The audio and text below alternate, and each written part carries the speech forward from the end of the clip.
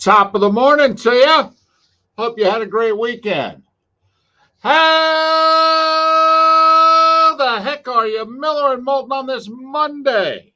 Thanks so much for being with us here on the Florida Sports Network, floridasportsnetwork.com. Top of the morning to you, Mr. Miller. Good morning, David. How was your weekend? It was all right. I had to work one of the 2 days, but didn't do anything yesterday except, watch a little golf. And that was some back nine. That was an incredible back nine. That, sometimes you get beat. Sometimes you can putt. Right. And he can putt. Yes, he can. Very streaky putter. Won the Players back in March and was in the final group with Scheffler at the Masters. Didn't play particularly well on Sunday at Augusta. I thought he was going to give him a run for this reason. He didn't play well Saturday. You and I kind of have a theory, if somebody's really good. I have a theory about really good basketball players.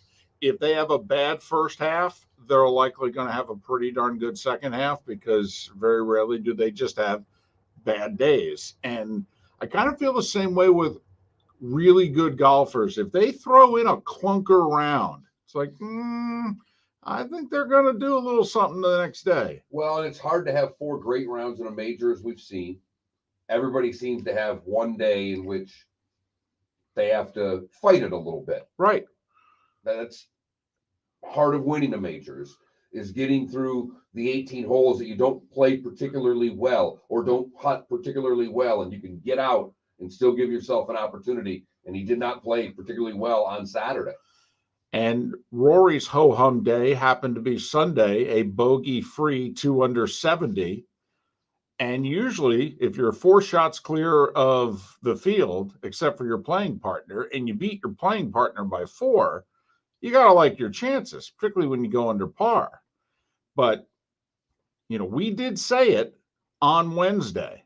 We were talking to Bob Harrig live from the Open Championship. And we said, hey, is the weather going to lay down all week? And he goes, well, that's the forecast. And you and I go, oh, man, links courses without wind, maybe 20. And we threw that number out there. 20 was the number that we put out there. We said, man, if that's the case, if that's truly the case, we think 20 is the number. And sure enough. Damned if it wasn't the number. 20 ended up being the number.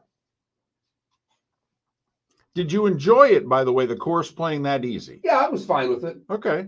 Because they were driving greens. There was an element to it that we don't normally get. It wasn't set up where they're hitting wedges really close and kick-ins all the way. They were driving greens and having 147-foot putts, and it was fun. I mean, for lack of a better term, David, it was fun. Oh, that's why I asked. Sometimes with certain tournaments, you want it to look and feel a certain way. You like the carnage that is the U.S. Open.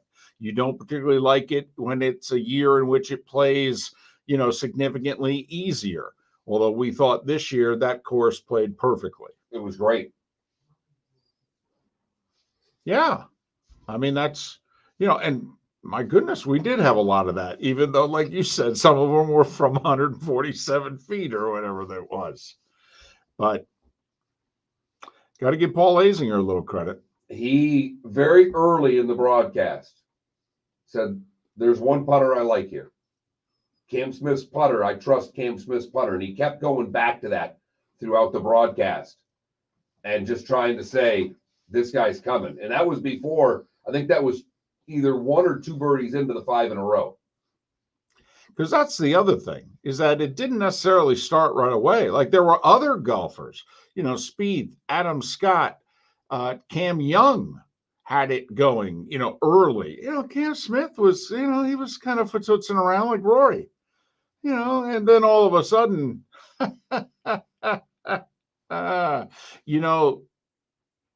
we know what a bogey train is. Most of us don't know what a birdie train is. So funny you say that. And I'm friends with a few people who can play. Right. And I nearly texted one of them and just said, what the hell does 5 birdies in a row feel like? Right. Period. Never mind, back nine Sunday, Open Championship, St. Andrews. No. Just listen, I think I would be dancing if it was miniature golf. I mean, I really do. After the fifth birdie, I think I'd be talking trash loudly, and that, families on holes nearby would have to cover their kids' ears. I'd be so excited. 5 twos in a row. 5 birdies in a row. Yeah.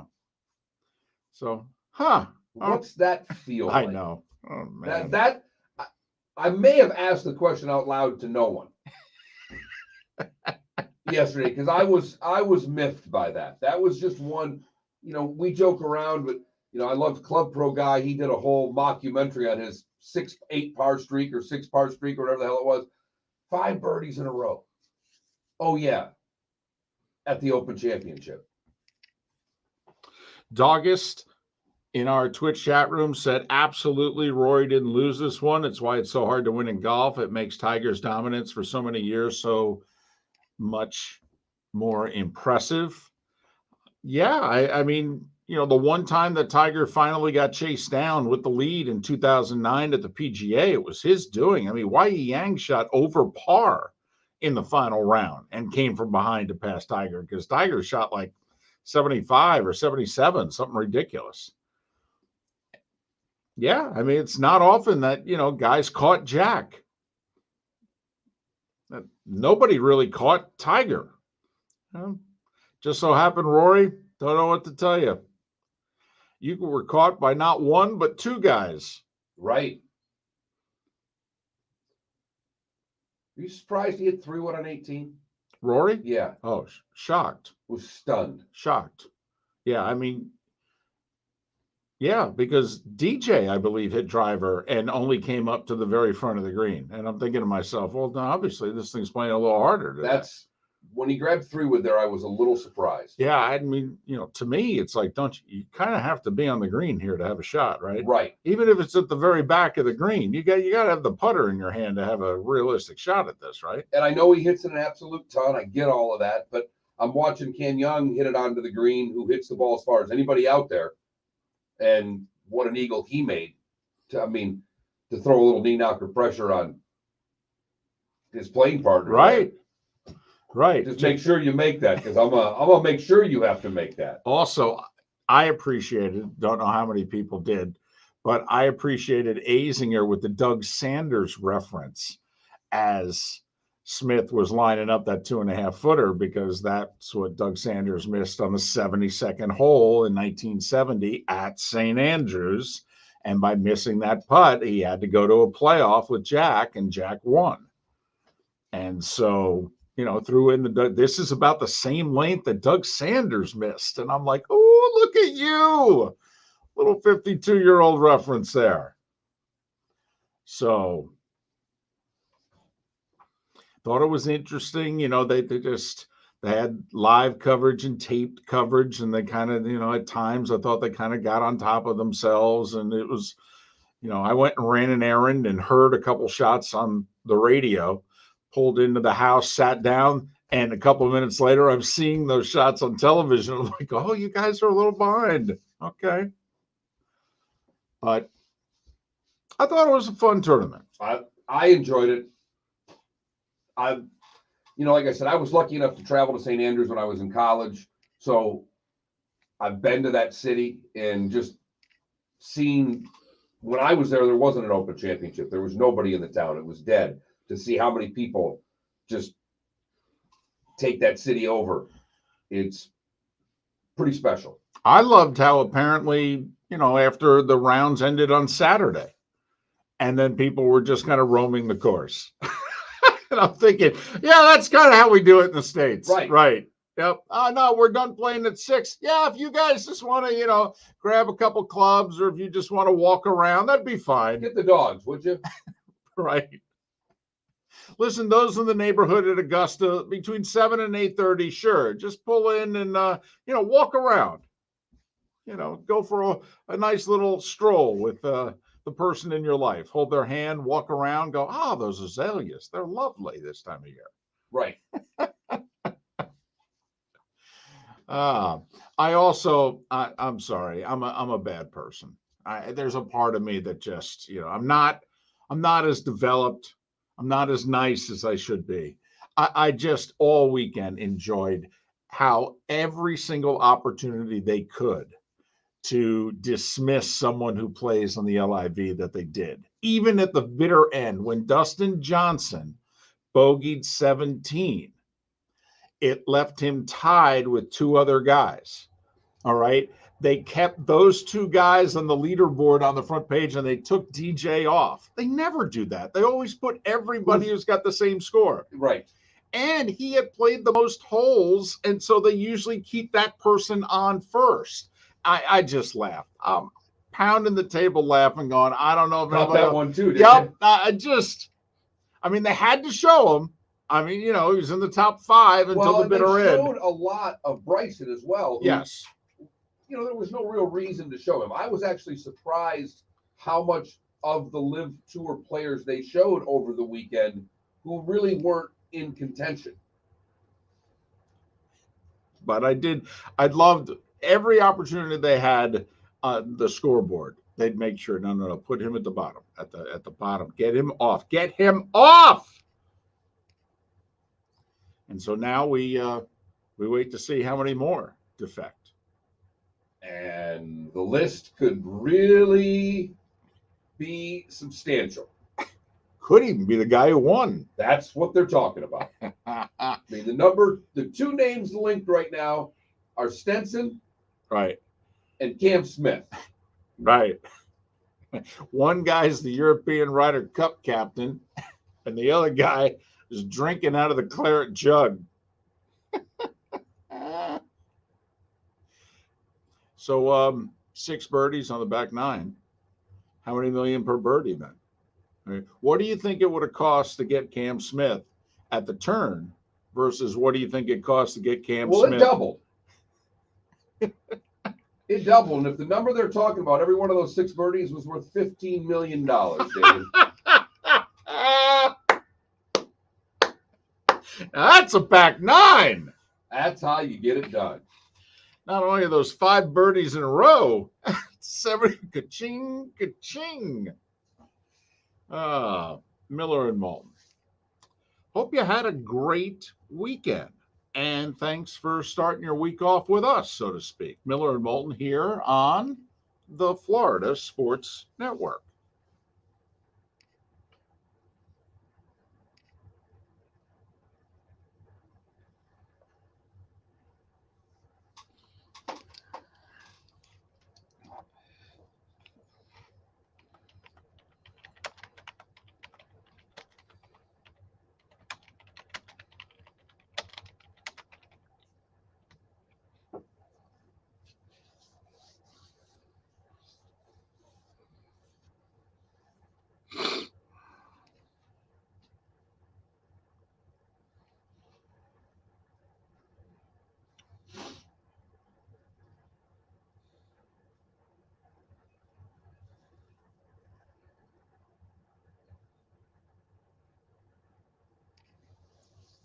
Hey, Felipe, do you see what people are saying in the Twitch chat room?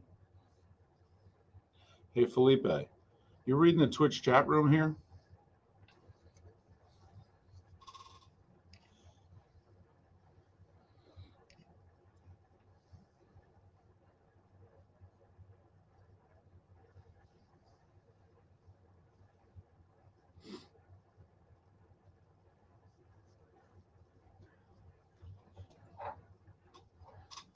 Well, my mic sounds awful in my headsets, too. It's funny. It sounds fine to me. Does it? I can barely hear myself. You're loud.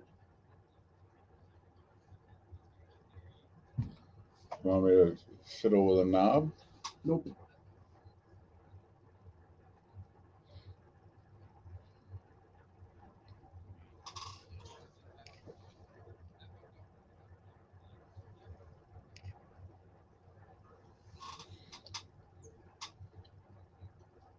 Do you want to switch microphones?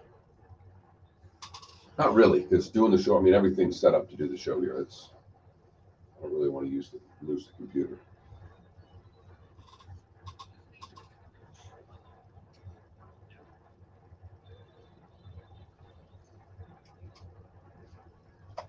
Philly, when this segment starts, you want to run up to your car and see what it sounds like off the radio? Because they're all saying that my microphone sounds horrible on air.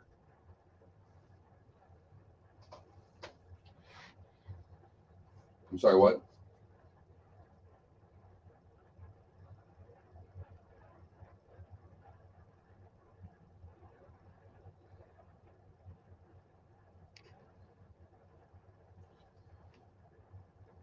There's no microphone on the camera to my knowledge, but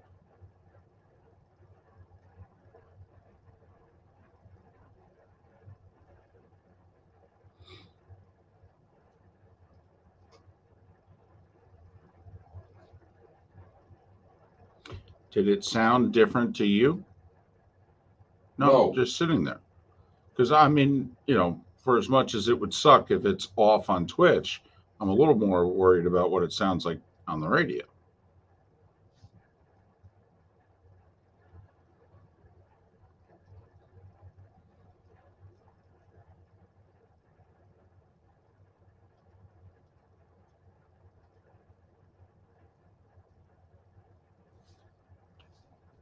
Well, JS, hang on.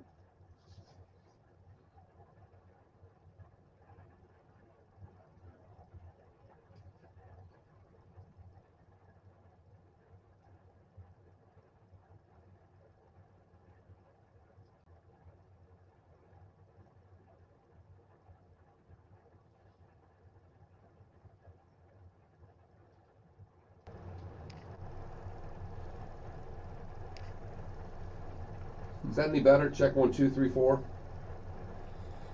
JS, is that better? 1, 2, 3, 4. 1, 2, 3, 4. It's not terrible, but it's A. Okay. Not better. Okay.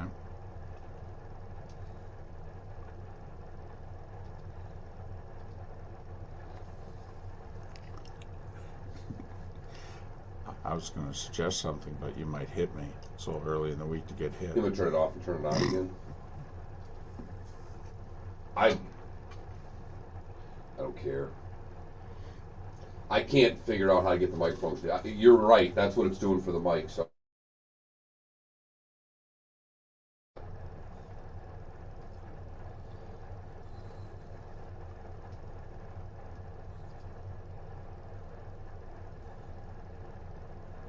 Yeah, that's what it's doing, and I don't know why it is, and I don't know how to stop it. So.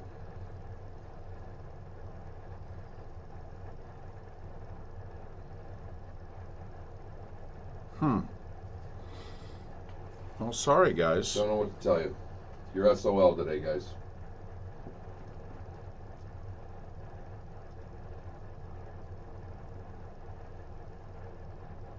Yeah, I can. And all of them are USB mics out of the computer. None of them are from that.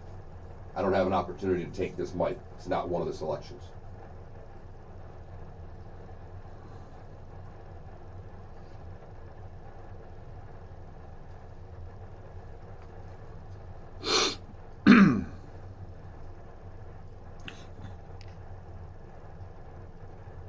Yeah, the other thing that they're saying is like they didn't hear the opening music and they're not hearing any commercials.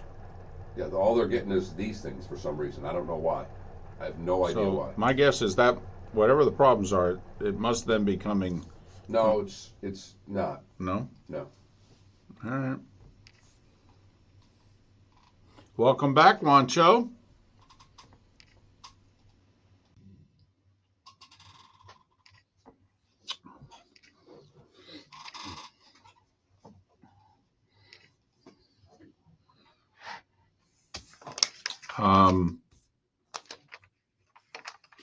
Your mic sounds normal in my headset.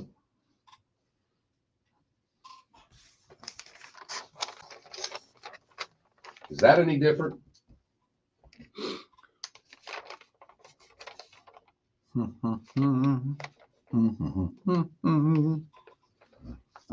right.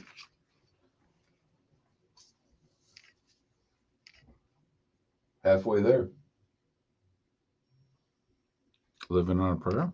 No, his microphone doesn't work on Twitch. I said, yeah, we're halfway there.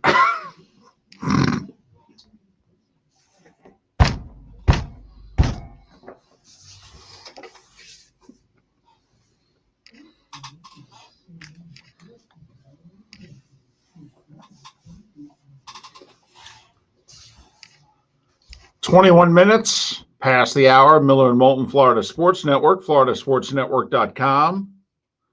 Thanks so much for being with us. Hope you had a good weekend.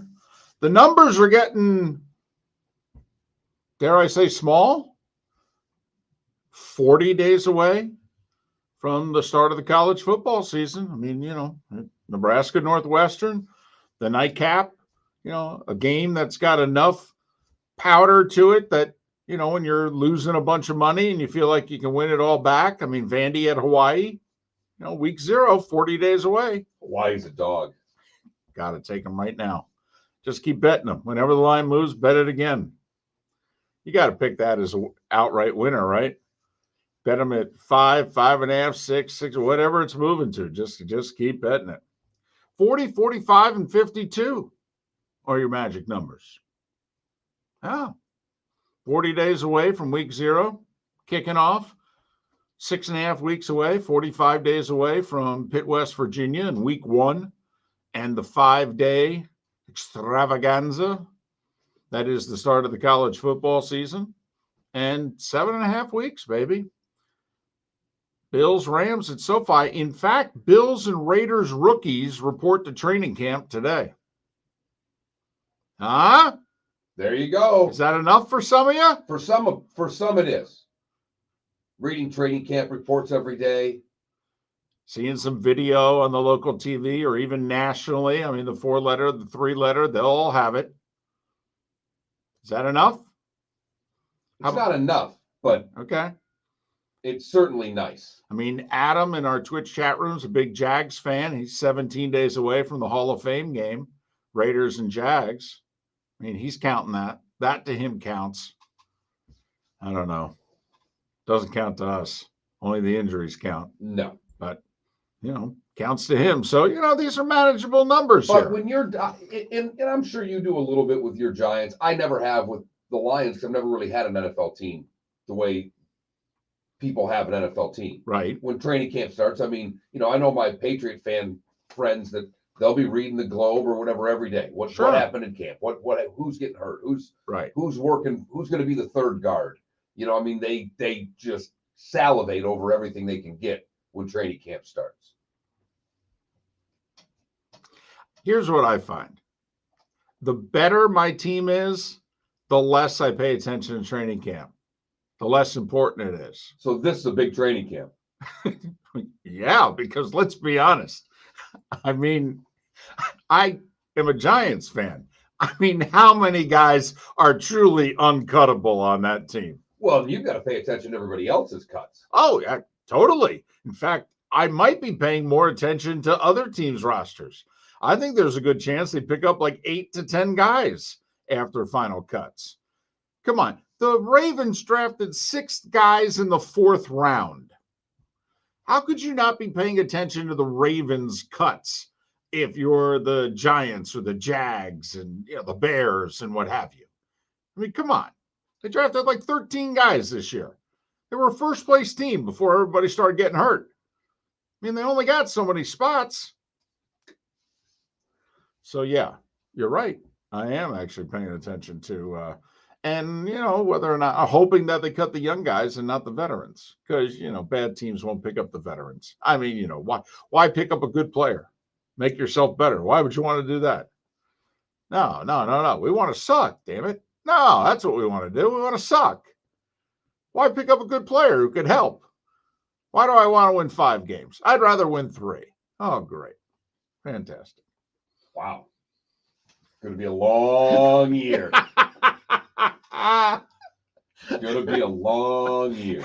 I don't want to. No, he's 28 years old. He's really not what it is we're part of. You mean good players? You do know you could keep him for half a season and trade him for a 5th round pick if you want. I mean, might be able to help tutor the young guys. No, you'd rather suck. That's right. That's all anybody wants to do. They either want to be really good or they want to suck. Nobody wants to, the processes in between. We want to skip them all. One or the other, baby. That's where we're at now. It's kind of like NBA, 3-pointer or nothing. That's it. It's the same with teams now, how they're doing it. We either want to suck or we want to be good. And we don't want any of the steps in between.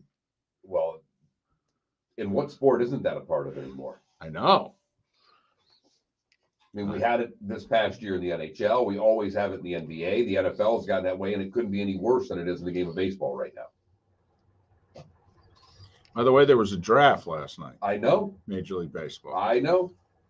And I only kind of sort of paid attention to it. I mean, that's how bad the Major League Baseball draft is. If you can't get me to watch that sucker faithfully, when I'm flipping through the channels, watching the same episode of Law and Order for the 8th time, when I'm stopping on one of the Hallmark channels because one of the ladies in question is pretty darn good looking and they're going to kiss in 20 minutes because that's when this show ends. You know, when I'm more interested in that than your draft, you got to work on your draft. Well, they've got to work on their draft. Damn right. I was aware that it was on. That's as far as you would go. It's because you're a sane person. I mean, you're a little bit better adjusted. Draft. I know. I can't do it. Speaking of baseball, we're at the All-Star break. And the Baltimore Orioles are 500 at the All-Star break. And the Seattle Mariners are a playoff team at the All-Star break. 14 in a row. 14. Okay. You know what? How about this early nomination for a poll question? What's more impressive? A 14-game MLB win streak or 5 birdies in a row on the back nine of a major? You don't see either very often. Just throwing it out there. Early nomination for a poll question. Not bad. 14 in a row. There's stats for everything nowadays. I saw a stat about the Mariners late yesterday. They have not allowed a hit with the bases loaded since May 29th. 7 weeks. Haven't allowed a hit with the bases loaded. How many opportunities? Just any idea? It's like dozens. Okay, well, that's right. I thought it's worthy of that question because, I mean, the best way to not get hits in that situation is to not load the bases. Right. And when you've won 14 in a row, my guess is the bases haven't been loaded by the opposition all that much. Also, they've only lost like twice since that brawl with the Angels. And the Angels have only won like 4 times since. So, Miller and Moulton. We are at the All-Star break. The Marlins went into the weekend. We said this is a huge series for the Marlins against the Phillies. Big week. Pirates and Phillies both at home, 7 in a row. They get the last 2 against the Pirates, so they split the series, and they've got a shot going in against the Phillies. Win the series, be just a smidge below 500, maybe 3-4 games out of a playoff spot. No, they got swept. Scored 1 run. Right. Against the Phillies. Got outscored 16-1. Here you go. For the weekend. I'm telling you, I'm a little worried for Mattingly. Should be. Don't think it's his fault, but I'm a little worried for Mattingly. In the final year of a contract, they're not scoring any runs. I think they had like 14 hits against the Phillies. 5, and 4, I think. I mean, sorry, you got to blame the organization here. I don't think you can blame the manager that the team that went into the season probably lacking a bat or two. And here we are, we play 90 or so games. And guess what? They're lacking a bat or two. So you've got pitching. Others have hitting. I have a crazy idea. Go get some? Make a trade. Yeah. And here's another crazy idea. It's possible, David, in all sports, but particularly in baseball, where both teams can win in the trade. Right. Yes. You can have a win-win baseball trade. I know. Crazy thought. Miller and Moulton. The starting 5 is next. Thanks for listening. Florida Sports Network.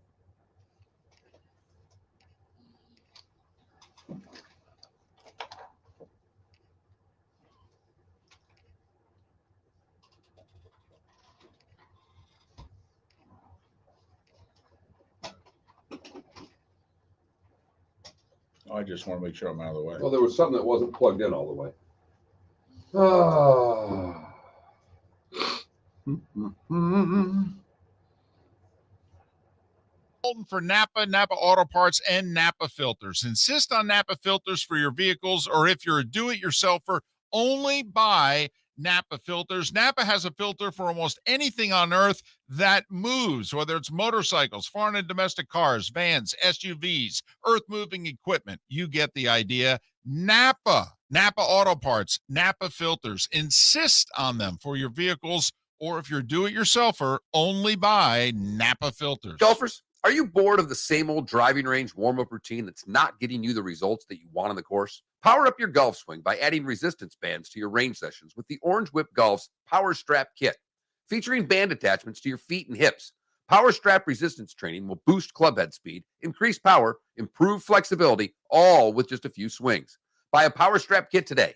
Go to orangewhipgolf.com and use code Miller10 to receive an additional 10% off the already great price of $119. Mark Miller for SWFL Golf Carts, or online, flgolfcarts.com. If you're looking for a golf cart, an e-bike, or an e-motorcycle, go visit Alex and the gang at SWFL Golf Carts. flgolfcarts.com online. Check out their whole inventory. If you're looking for a custom cart, they can take care of you. 2-seater, 4-seater, 6-seater, they've got you covered. E-bikes, nobody better for value and service. E-motorcycles, check them out. Again, flgolfcarts.com. flgolfcarts.com. You were listening to Miller and Moulton on the Florida Sports Network.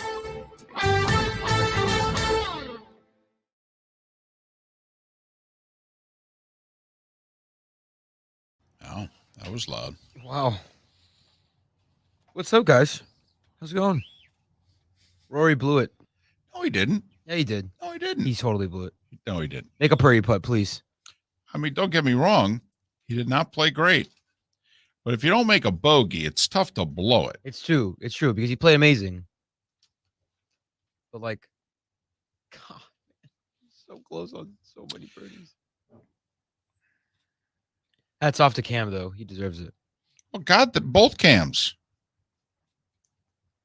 But Cam, he was bound to get one eventually, you know. That other Cam's a rookie who's got like 5 top 5s this year on the PGA Tour. Young? Yeah. He's from Westchester County in New York, just north of the city. Funny because Cam Young looks a lot older than Cam Smith.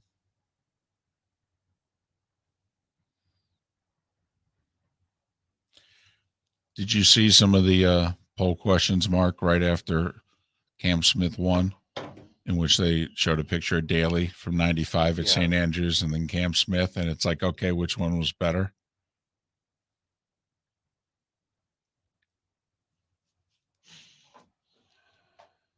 Another new NASCAR winner yesterday. 14th. Right. I watched that. I mean, it was NASCAR, so you Right. know I had it on. Right. Right. Just hell of a things. What in the absolute fuck? Go back 2.5 years before the pandemic. Okay. Write out a bunch of stuff. Okay. Right. Hey, this is all, next 2.5 years. Look at it like, are you nuts? I'm done talking to you. You're an idiot. It's true, Adam. What's the Miller and Moulton show without being instructed to go do stuff your mouse and some John Smith subs?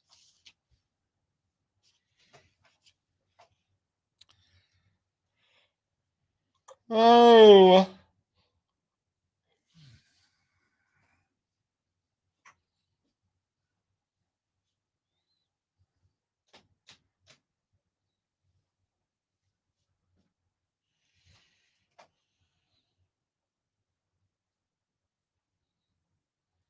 Yeah, RCB, it's remarkable.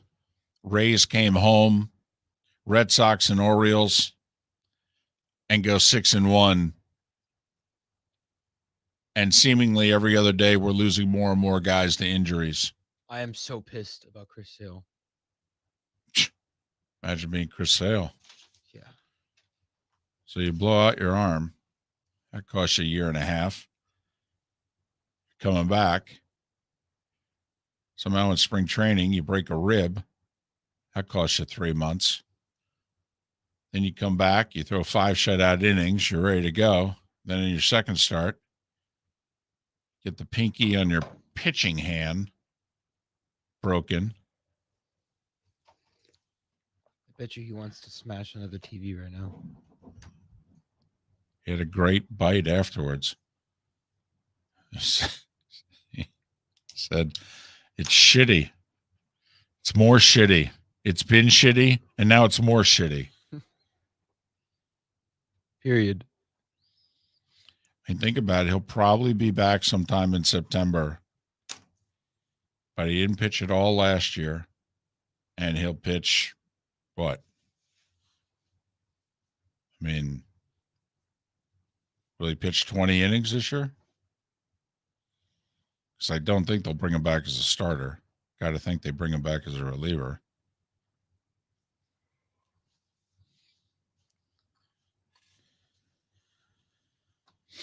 I met a Cleveland Browns fan yesterday at a bar. Said that he was pissed that they traded Baker. Yeah. Well, and Mark, I don't know about the Browns fans that you've run into, but, you know, I mean, Baker won a playoff game. They hadn't had any success of any kind in damn near 30 years. That's exactly what he said. And that's traded why the quarterback to let us to the playoffs. Right. And that's why there's the attachment to him that there was. Yep. We're coming back.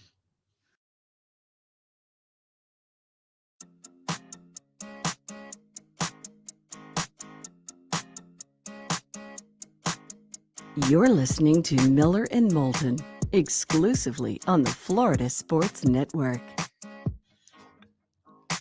22 minutes before the hour, Miller and Moulton, Florida Sports Network, floridasportsnetwork.com. Ron Sirak an hour from now, Lou Merloni 2 hours from now. Got a couple of things to talk to Lou about, but needless to say, the Red Sox will be first. They're a scuffling. Well, you know, they playing nothing but AL East teams, Mark, so of course they're scuffling. 0-10-1 now. Wow. In series against the AL East. So they played 11 series against teams in their division. They've lost 10 of them, and they split the 4-game series a week ago at home against the Yankees. That's it. Well, think about it. They went to St. Pete, lost 4, and lost 2 out of 3 in the Bronx. I mean, they're out of the playoffs today. Yes, they are. And they're out by a couple games even. So we sure they're going to make the playoffs? Not at all. And that's what we'll talk to Lou Merloni about in a couple hours. And I mean, there's even, you know, you still even have the Guardians and the White Sox, if they happen to get their act together in the second half, that still aren't that far back in the wild card race. Not at all. Not at all. I got Guardians right there too. That's for Monday morning. I was going to say for the first hour on Monday. Yeah. Yes. That's impressive for both of us. If we get Guardians, Commanders, and you still, it's been a while, but, you know, LA Chargers. They are the LA Chargers. That's the one that hurts the most. Is that why? I think so. I will say, you know, we all, if we do this for a living, we edit ourselves. And you have taken Los Angeles out of the equation, I've noticed in the last year. You just have said, listen, there's a good chance I'm going to screw this up. How about if I just call them the Chargers? Bingo. Glad to see you picked up on that. Well, just listen, I was a little slow, but then again, you're used to that. It's time now for The Starting Five. 5 stories you need to know. It's the Starting 5 on Miller and Moulton. Here's number 1. Well, Mark, the people's champion, Rory McIlroy. So, how biased did you find NBC's coverage towards Rory? Okay, and by bias, we have to judge it on the Tiger Woods bias scale of golf coverage over the years, in which when Tiger's on the first page of the leaderboard, you know, everybody's just all in for LT Gray. So since Rory, you know, had been tied or at the lead or in the lead for damn near 4 full days, he was the guy that everybody seemingly was rooting for. They didn't acknowledge anybody else playing golf For a while. until what? 1 o'clock yesterday afternoon? Well, until Cam Smith started making a few putts. Right. I mean, outside of Paul Azinger, Right. who when Smith was 2 down said, I trust Cam Smith's putter the most of everybody that's on the leaderboard. And he kept going back to that statement for the next hour. He was the only one. Well, the People's Champion, this is a tough one to take. It's not like he played badly. I mean, he was tied with Victor Hovland. He beats him by 4. And he was 4 shots clear of everybody else. So you figure if you hit 18 greens and you don't make a bogey and you shoot 2 under, well, one of those guys is going to have to shoot 6 under to tie you, 7 under or better to beat you. And it turns out both guys in the group behind him did it. Cam Young eagled 18 for a 65, and Cam Smith said, I'll do one better. I'll put 7 birdies in the bank before 18, and then I'll tap in for birdie on 18, and I'll shoot a little 64 in the final round. My second 64 of the week. Thank you very much. And I'll post 20 under, and sure enough, that's a winner. Cam Smith, an Australian with a mullet who won the Players back in March. He lives in Ponte Vedra, and he is now your Open champion. He's got that dingo inside of him. Rory was in one bunker all week, and he holed the shot for eagle. He hold it for eagle. I mean, it's not like, he can get over it quickly or anything. There's only 9 months until the next major, and he's now gone 8 years without winning a major. Yeah, and the next time they play at St. Andrews, he'll be 40. Right. But, I mean, that's not as old today as it is in the past, is it? It's Yeah. pretty old. Yeah. There'll be 10 guys like Cam Smith that we don't even know who they are right now that'll Right. be bombing it out there 350 by then, David. I have to admit, I'm not as tied to, winning one at St. Andrews versus winning one elsewhere, but many in golf are. Jack won twice at St. Andrews. Did you Tiger happen won to twice at see- St. Andrews. When they show that full screen graphic of the course, you know when it was designed, right? In the 1400s. In the 1400s, David.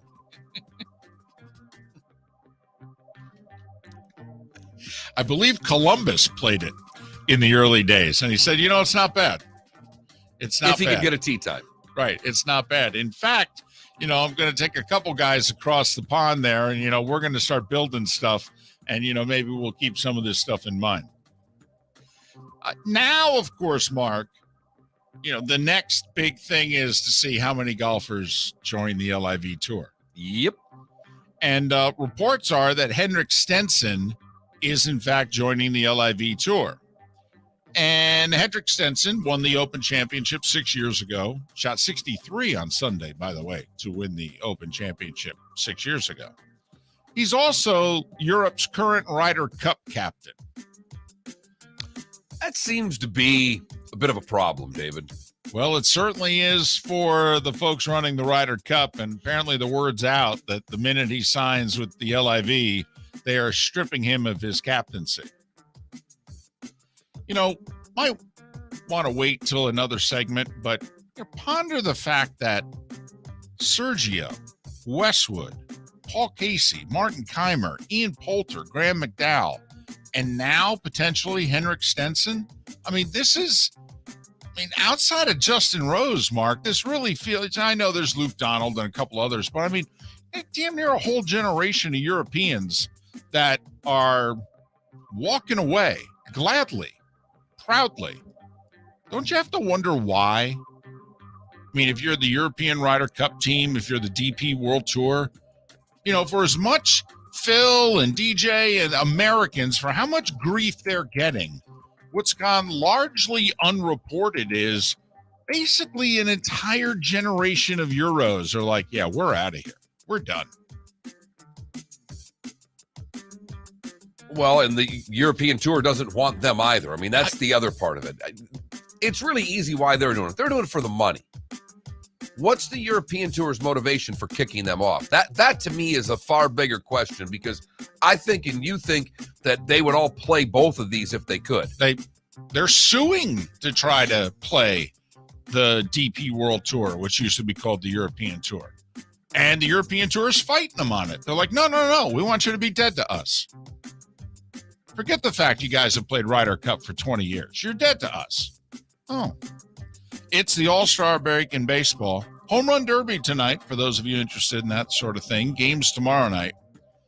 Do you know, Mark, technically, we have over 80 players who are All-Stars this year? Because you got those that have been named to the All-Star team. Right. And then you got over 15 players who have backed out for various reasons. Some of them are legitimate injuries. Some of them are, I'm tired, I'm a little sore, I'd rather stay home. Quite an honor. Right. That's over 10% of the league. I mean, 26 players per team, 30 teams, it's 780 players. So about 11% of the league's technically an all-star this year. Kind of ridiculous. It does seem, yeah. By the way, Mike Trout, Justin Verlander, Garrett Cole. Now, Verlander and Cole both pitched yesterday, so they really likely wouldn't have pitched on Tuesday, so that's why they're out. But Trout, he's got a sore back. You know. Starling Marte, who played the last two games for the Mets. All right, he backed out. So Freddie Freeman was added to the team last night. The draft was yesterday, Mark. Sons of big leaguers went 1-2. First time that's ever happened. Jackson Holliday, a shortstop in Oklahoma, the son of Matt Holliday, went first overall to the Orioles. Drew Jones, a center fielder, son of Andrew Jones, went second to Arizona. Jackson Holliday kind of looks like a woman. I'm not going to lie. Well, he's the second son of a major leaguer to go first overall. The other was Ken Griffey Jr. 4 sons of major leaguers went in the first round. That's an all-time record. 2 guys went in the mid-teens. Kumar Rocker, you may have remembered this story from a year ago. The Mets drafted him, didn't sign him because they did a physical, and they're like, we don't like his arm, his pitching arm. And so he had to sit out a whole year to be redrafted. Right. He was drafted 10th overall by the Mets last year. He ends up getting drafted 3rd last night by Texas. He ends up making in the deal, sitting out a year. He ends up making about $500,000. Would you sit out a year for $480,000? Don't tempt me. Marlins picking 6th overall. We'll have that GoFundMe up before the end of the show, if that's the case, David. Took LSU outfielder Jacob Berry, and it's a pick that is being universally panned. By the way, LSU, the only school who had a first rounder in baseball, basketball, and the NFL. The Rays, picking 29th overall, took a first baseman, a high school kid out of North Carolina, Xavier Isaac. He's been compared to Aaron Judge, big raw power.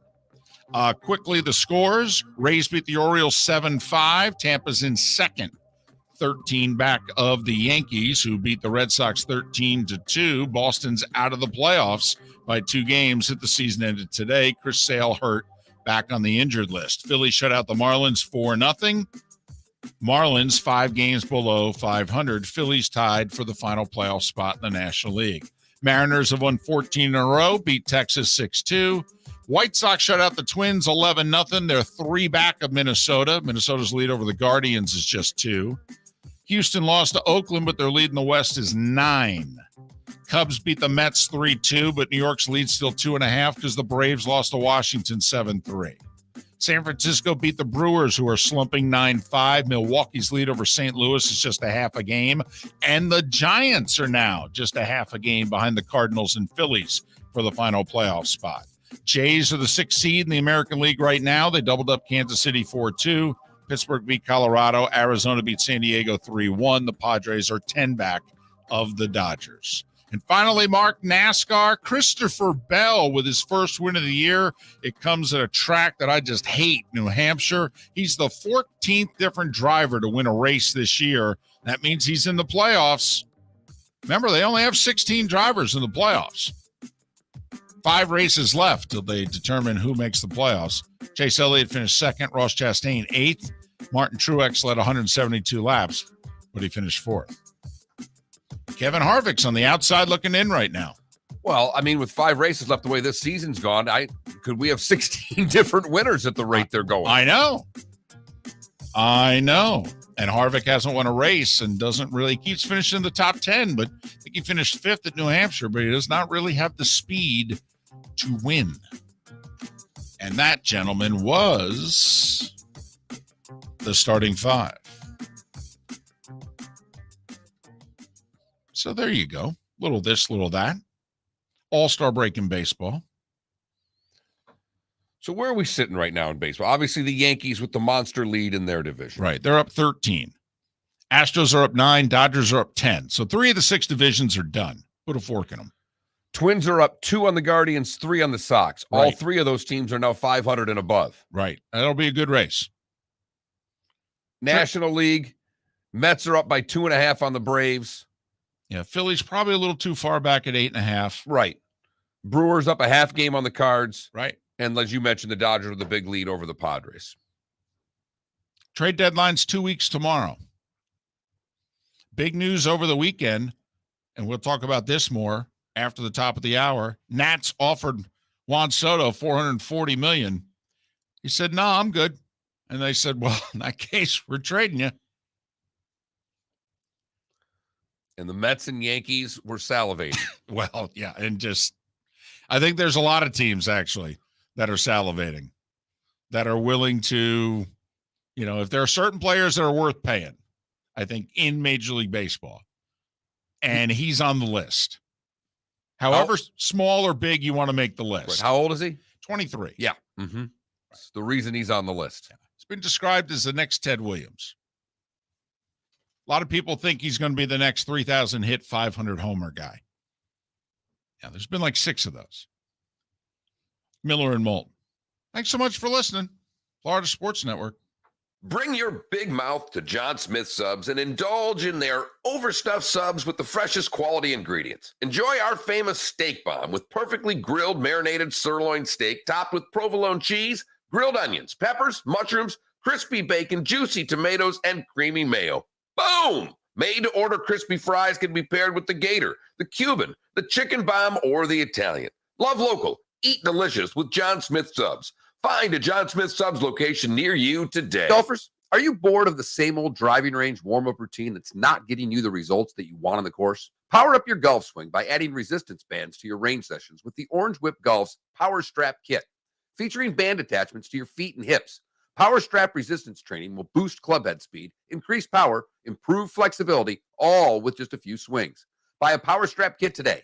Go to orangewhipgolf.com and use code Miller10 to receive an additional 10% off the already great price of $119. You're listening to Miller and Moulton, exclusively on the Florida Sports Network. So, David, I think you, as a huge fan of fast food, should go as one of the McDonald Land characters on Bourbon Street after the game. I'm thinking Grimace. Well, I've got the body type, the big round face. I was always a big fan. I mean, you're more of a Hamburglar by nature, but body type, you're more of a Grimace. I like it. So you want me to drag this costume into the Ritz-Carlton in New Orleans? I want you to wear it in the booth, but I don't think that'll go over well. I think if you walked up as Grimace and stood next to Aikman in the booth, I think he'd fire you on the spot, and I don't think Buck would be able to do the broadcast. He'd laugh for 3 straight hours. Thanks for listening to Miller and Moulton, only on the Florida Sports Network. David Moulton for Napa, Napa Auto Parts, and Napa Filters. Insist on Napa filters for your vehicles, or if you're a do-it-yourselfer, only buy Napa filters. Napa has a filter for almost anything on earth that moves, whether it's motorcycles, foreign and domestic cars, vans, SUVs, earth-moving equipment. You get the idea. Napa Napa Auto Parts, Napa Filters. Insist on them for your vehicles, or if you're a do-it-yourselfer, only buy Napa Filters. Golfers, are you bored of the same old driving range warm-up routine that's not getting you the results that you want on the course? Power up your golf swing by adding resistance bands to your range sessions with the Orange Whip Golf's Power Strap Kit. Featuring band attachments to your feet and hips, Power Strap resistance training will boost club head speed, increase power, improve flexibility, all with just a few swings. Buy a Power Strap Kit today. Go to orangewhipgolf.com and use code Miller10 to receive an additional 10% off the already great price of $119. You are listening to Miller and Moulton on the Florida Sports Network. I didn't watch it, but I caught a little bit of it. Hunter Pence went yard. I gotta be honest. It's That's not cool. a good contract. Of course, Bad Bunny, doing his I mean, thing, less than $50 a year. in LA with other people. Think about what salaries are. I'm Bad Bunny, He literally would have been leaving. I'm the star of the He show, leaves How many I'm years Bad was it? Bunny. 15. Oye, It's basically the only oye, contract. I'm Bad Bunny. It's from the ages 24 through 38. But What's the live tour offering?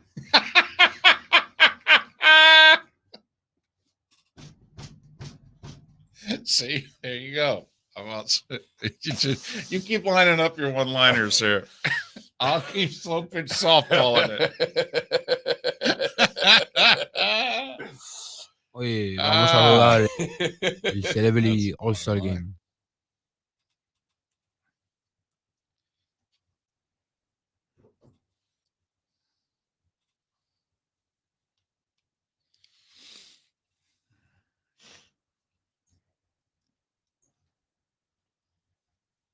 And then there's a good comment here in the Twitch chat room.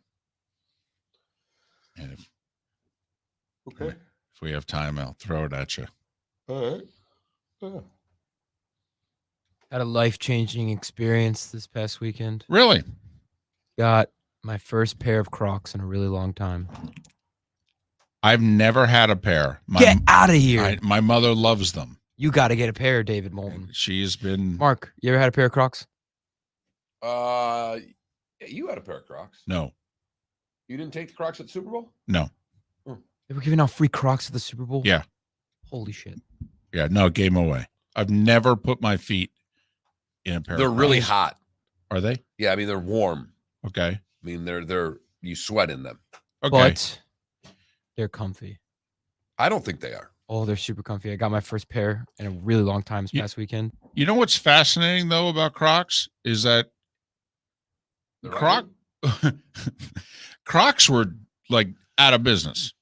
Like Crocs had its day when 20 years ago, maybe longer. Okay. And then Crocs were like done.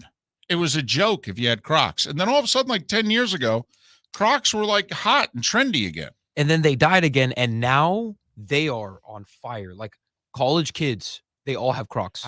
I know. I find it. Crocs are back in style. It's crazy. I'm with you, by the way. I've never really liked the look. My mother has loved them from day one. Oh, Crocs and socks. because they kind of look pathetic, but No, when you there's slip no your- kinda about it. what? They look pathetic. Oh, they do. You want to see what my Crocs look like? No. You're not gonna like them. What color? Don't show. Just tell. You just asked a question. I answered no, and then you still did it. Right. I specifically turned my head and looked at the wall so I wouldn't see them. That's because you know. I he don't was gonna care show about you. your feet. What You got color? a pink shirt on. What again. color? It's very Miami of you, the way you're dressed this morning. What color? Pink. So your Crocs match your shirt? Yes. Wow. Oh, that's good. Oh, that's true. Answering more and more questions for me every That's day. just right. No wonder you're driving that car. Ah, yeah, there it is. Not that there's anything wrong with that. Right. Not that there's anything wrong with that. Hey, man, gotta stick to the Vice colors. How's that working for you? They're just my little slip-on shoes. You know, I don't wear How's them it in working public. for you? I wear them to work.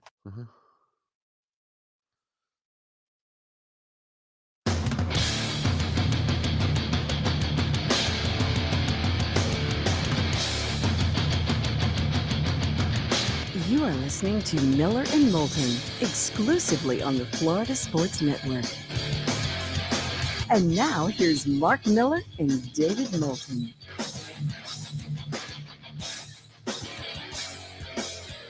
Top of the morning to you. How the heck are you? Hour 2 of Miller and Moulton on this Monday. Hope you had a great weekend, and thanks for starting your week off with us, so to speak, here on the Florida Sports Network, floridasportsnetwork.com. Ron Sirak in about 40 minutes. We'll look back at an exciting Open Championship that did not end the way most everybody wanted, but it was exciting nonetheless. Lou Merloni will join us next hour as we'll talk a little baseball and a few other things. Mark, I'm asking you a serious question. Okay. I will do my best to give a serious answer. No, you don't have to. All right. But I just wanted to let you know this is not shtick. This is not me, Right. just throwing something out there. Could you turn down $440 million? No. Okay. No, in fact, I went and picked up $530 million the other day at the store. They're going to pay me on Tuesday. Right. Loudly, by the way. Did you? But I walked up and I didn't ask for a Mega Millions ticket. I said, "Can I have $530 million, please?" And the guy says, "You just want one?" I said, "Well, I only need one." Okay. And then I lifted the ticket up. "Here it is, everybody. I've got it." Daughter just looked at me. Right. Shaking her head. No. I bought 5 quick picks, by the way, and I never buy more than 2, but I bought 5 Good for you. yesterday. Well, I figured $530 million is worth a $10 investment. You're darn right. Or a $2 investment. Either way. Right. I just told you I bought the Right. winning ticket. No, there's no way, in theory, you could turn down that kind of money. And I asked Mark that question, if by chance you missed it. Juan Soto is a tremendous player. He's a 23-year-old left-hand hitting outfielder for the Washington Nationals, and he's awesome. He really is. I mean, we're talking about a Hall of Fame caliber player from the left-hand side of the plate and considered as good a hitter as we've seen in the last 60, 70 years, to be honest with you. Now, whether or not he continues it, obviously we'll see. So the Washington Nationals have been trying to sign him to a long-term deal, and he has said no. And Scott Boras is his agent. And we all know Boras, he only takes top dollar. So the Nats, late last week, and news broke midday Saturday. He's 23. He's making $17 million this year. He has 2 more years of team control. So he's not even eligible for free agency until 2025. And the Nats offered him 15 years, $440 million, fully guaranteed, none of it deferred, which is important because the Nats have deferred a lot of contracts. Like when they signed Scherzer to 210, half of it's deferred. When they signed Strasburg to over $200 million, half of it's deferred. This is all, here it is. You get your money. None of it's deferred. It's all guaranteed. 15 years, $440 million, which averages out to about $29.33 million a year. Believe it or not.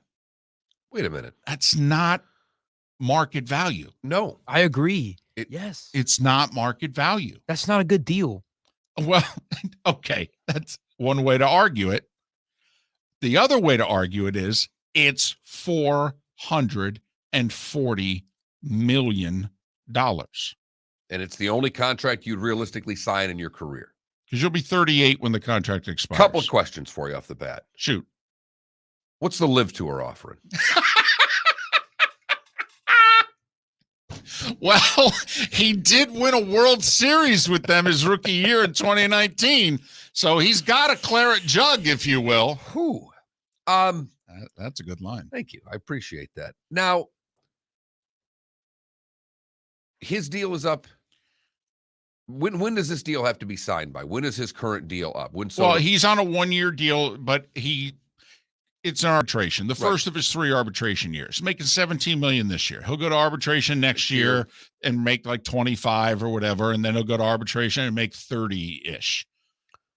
Yeah. So this contract, in essence, is going to be less than what he's going to get paid on an annual basis by the end of his arbitration years. Well, that's certainly the way that he and his agent, Scott Boras, see it. And it's true.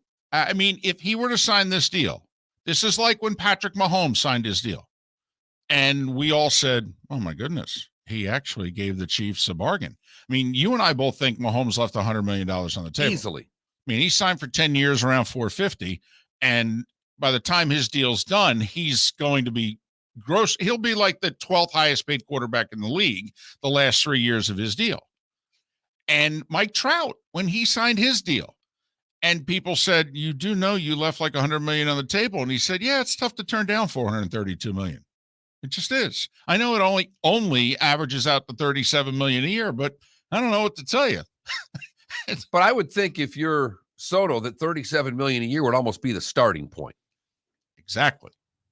I mean, it's difficult to have these conversations. Yes. And for any of you listening to go, how can we take you two guys seriously?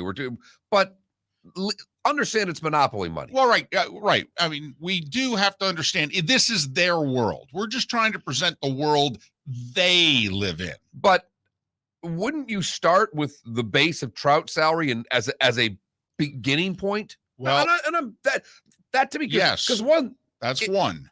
Okay, here you got to remember the agent now that you're dealing with. Boras represents Max Scherzer. Scherzer signed a 3-year deal with the Mets for $43.3 a year. And so Boris's counteroffer to the Nats, now think about it, the Nats are offering him $29.3 a year. Boris's counteroffer is $14 million more per year.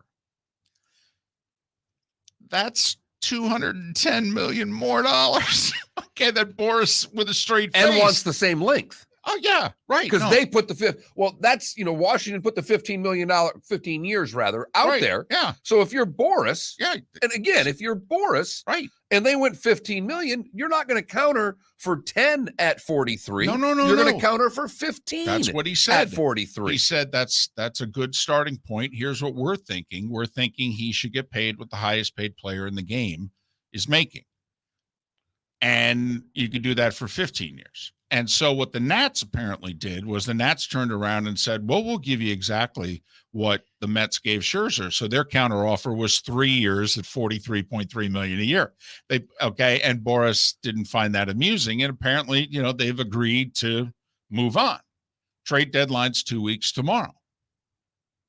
And the thought is, if you're the Nats, trade him now because the team that acquires him will get him for 3 pennant races this year and 2 more. So and have all that time to be able to possibly sign him. Exactly. But also, if you don't sign him, you still get him for 3 pennant races. So if you give up many of your top prospects and all that, he should really help you win 3 times. So, but he turned down 440. And as we've talked about, baseball is like basketball. And not every contract's fully guaranteed in basketball. It is in baseball. You sign it, that's it. I mean, Juan Soto can go home and say, well, guys, we can count on $440 million over the next 15 years. That doesn't include the $17 million I'm making this year. Been $500 million, almost. Yeah, damn close. Right. By the time you're 38. But he said no. And most people in baseball are like, yeah, it was a smart decision by him. He's going to make a lot more than that. I mean, they think he's going to make like $600 million over those 15 years. That's 40 a year.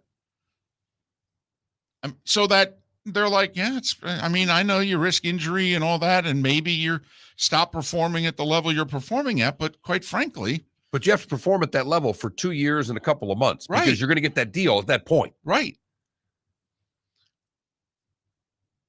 And even if the deal ends up being 10 years instead of 15, the money is going to be similar to what Washington offered. So think about this. You've got Aaron Judge, who's a free agent at the end of this year. You have Ohtani, who's a free agent at the end of next year. And you have Juan Soto, who's a free agent at the end of the following year. Now, remember, Judge turned down 7 years at like $30.5 million per year. And he turned that down. We've been talking about Ohtani. Listen, if I'm the Angels, come on now. Don't you have to, if you're the Angels this All-Star break, do what the Nats just tried to do? Don't you have to, like, say 6 years, $300 million, yes or no? And I hate to tell you, but if it's no, we're trading you. And I think just by the deal that Soto turned down, you have to be fearful that Ohtani's not going to sign and do what you have to do now. No, I know, but No, don't, no, but yes. don't you have to? I mean, and that's $50 million a year, and that's us saying, listen, he's an all-star hitter and an all-star pitcher. If you put $25 million tag on each, that's $50 million a year. So 6 for 300. He'll be 29 when he's a free agent at the end of next year. So we're taking him through the age of 35. He may want 8 for 400, but whatever. I mean, listen, once you throw 300 around, what's 400, Exactly, David. What's an extra $100 million to throw on top of the pile? Right. But so 440, that's enough. Think about it. Aaron Judge, like 213, that was a no. Soto, 440, no. And we don't think there's an offer that they can put in front of Ohtani that he'd say yes to. And so, yes, line up the teams that we all know could spend a lot of money and they're seemingly willing to do most anything to try and win.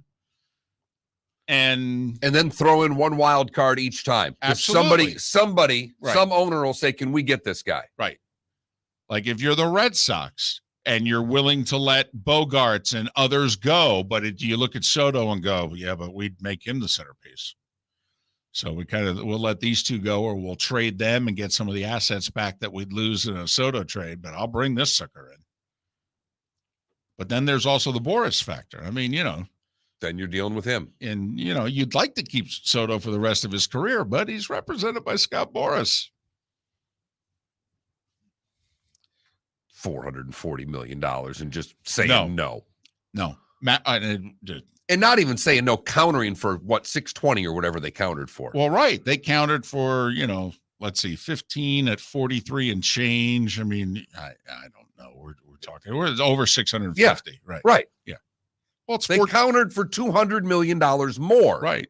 Yeah. That wasn't the contract. No. That's what they countered. Here, you offered us 440, throw another couple $100 million on that, and then we're in the right area code. Right. 440, that's cute. We're thinking 650.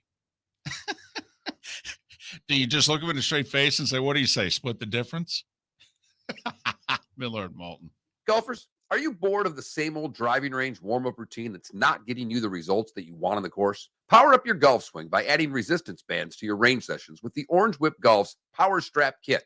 Featuring band attachments to your feet and hips, Power Strap resistance training will boost club head speed, increase power, improve flexibility, all with just a few swings. Buy a Power Strap Kit today. Go to orangewhipgolf.com and use code Miller10 to receive an additional 10% off the already great price of $119. Bring your big mouth to John Smith Subs and indulge in their overstuffed subs with the freshest quality ingredients. Enjoy our famous steak bomb with perfectly grilled marinated sirloin steak topped with provolone cheese, grilled onions, peppers, mushrooms, crispy bacon, juicy tomatoes, and creamy mayo. Boom! Made-to-order crispy fries can be paired with the Gator, the Cuban, the Chicken Bomb, or the Italian. Love local. Eat delicious with John Smith Subs. Find a John Smith Subs location near you today. David Moulton for Napa, Napa Auto Parts, and Napa Filters. Insist on Napa filters for your vehicles, or if you're a do-it-yourselfer, only buy Napa filters. Napa has a filter for almost anything on earth that moves, whether it's motorcycles, foreign and domestic cars, vans, SUVs, earth-moving equipment. You get the idea. Napa Auto Parts, Napa filters. Insist on them for your vehicles, or if you're do-it-yourselfer, only buy Napa filters. Mark Miller for SWFL Golf Carts, or online, flgolfcarts.com. If you're looking for a golf cart, an e-bike, or an e-motorcycle, go visit Alex and the gang at SWFL Golf Carts. flgolfcarts.com online. Check out their whole inventory. If you're looking for a custom cart, they can take care of you. 2-seater, 4-seater, 6-seater, they've got you covered. E-bikes, nobody better for value and service. E-motorcycles, check them out. Again, flgolfcarts.com. flgolfcarts.com. You were listening to Miller and Moulton on the Florida Sports Network.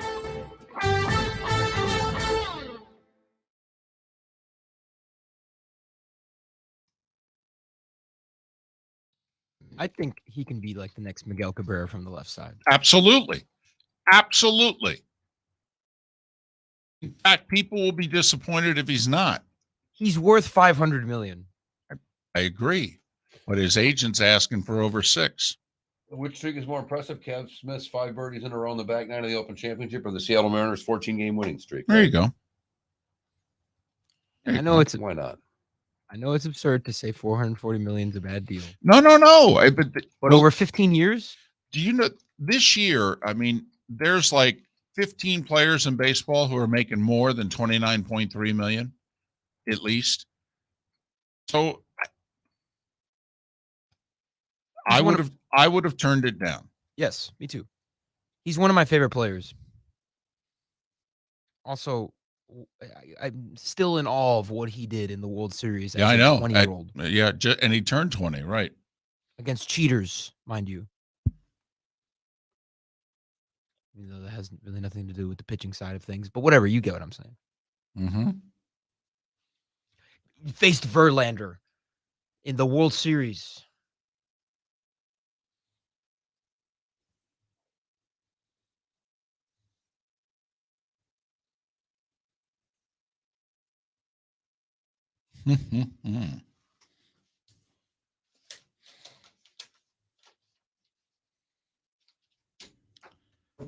He's in the home run derby tonight, right? I I think so. think you're right. Let's see. I believe so.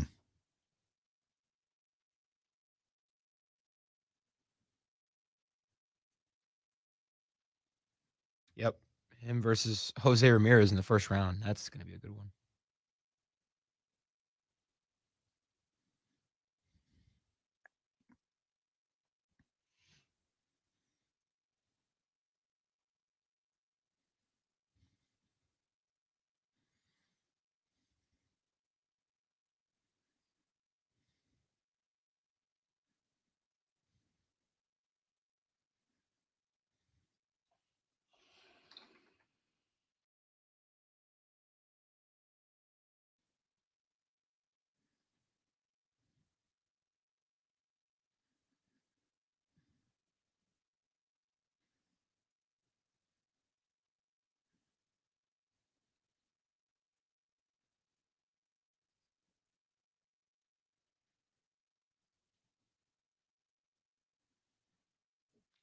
They put the helmet on a stuffed animal. Ah, I saw the helmet was off.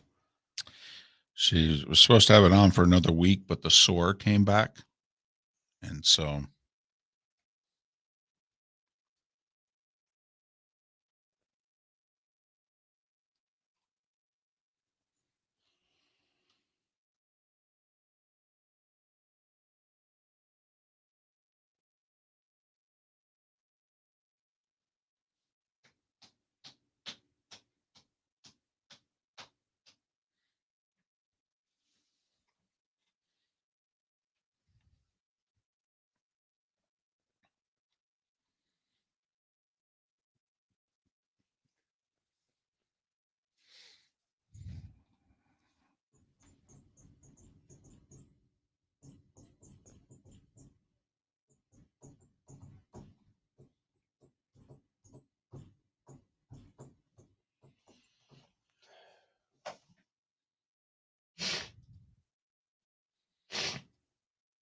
JT did nothing, by the way.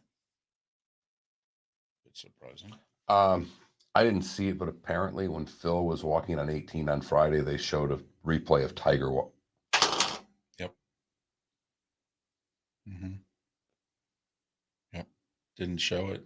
Didn't talk about it. They didn't show a shot he hit. No. Nope. Yes. You've seen Happy Gilmore, obviously.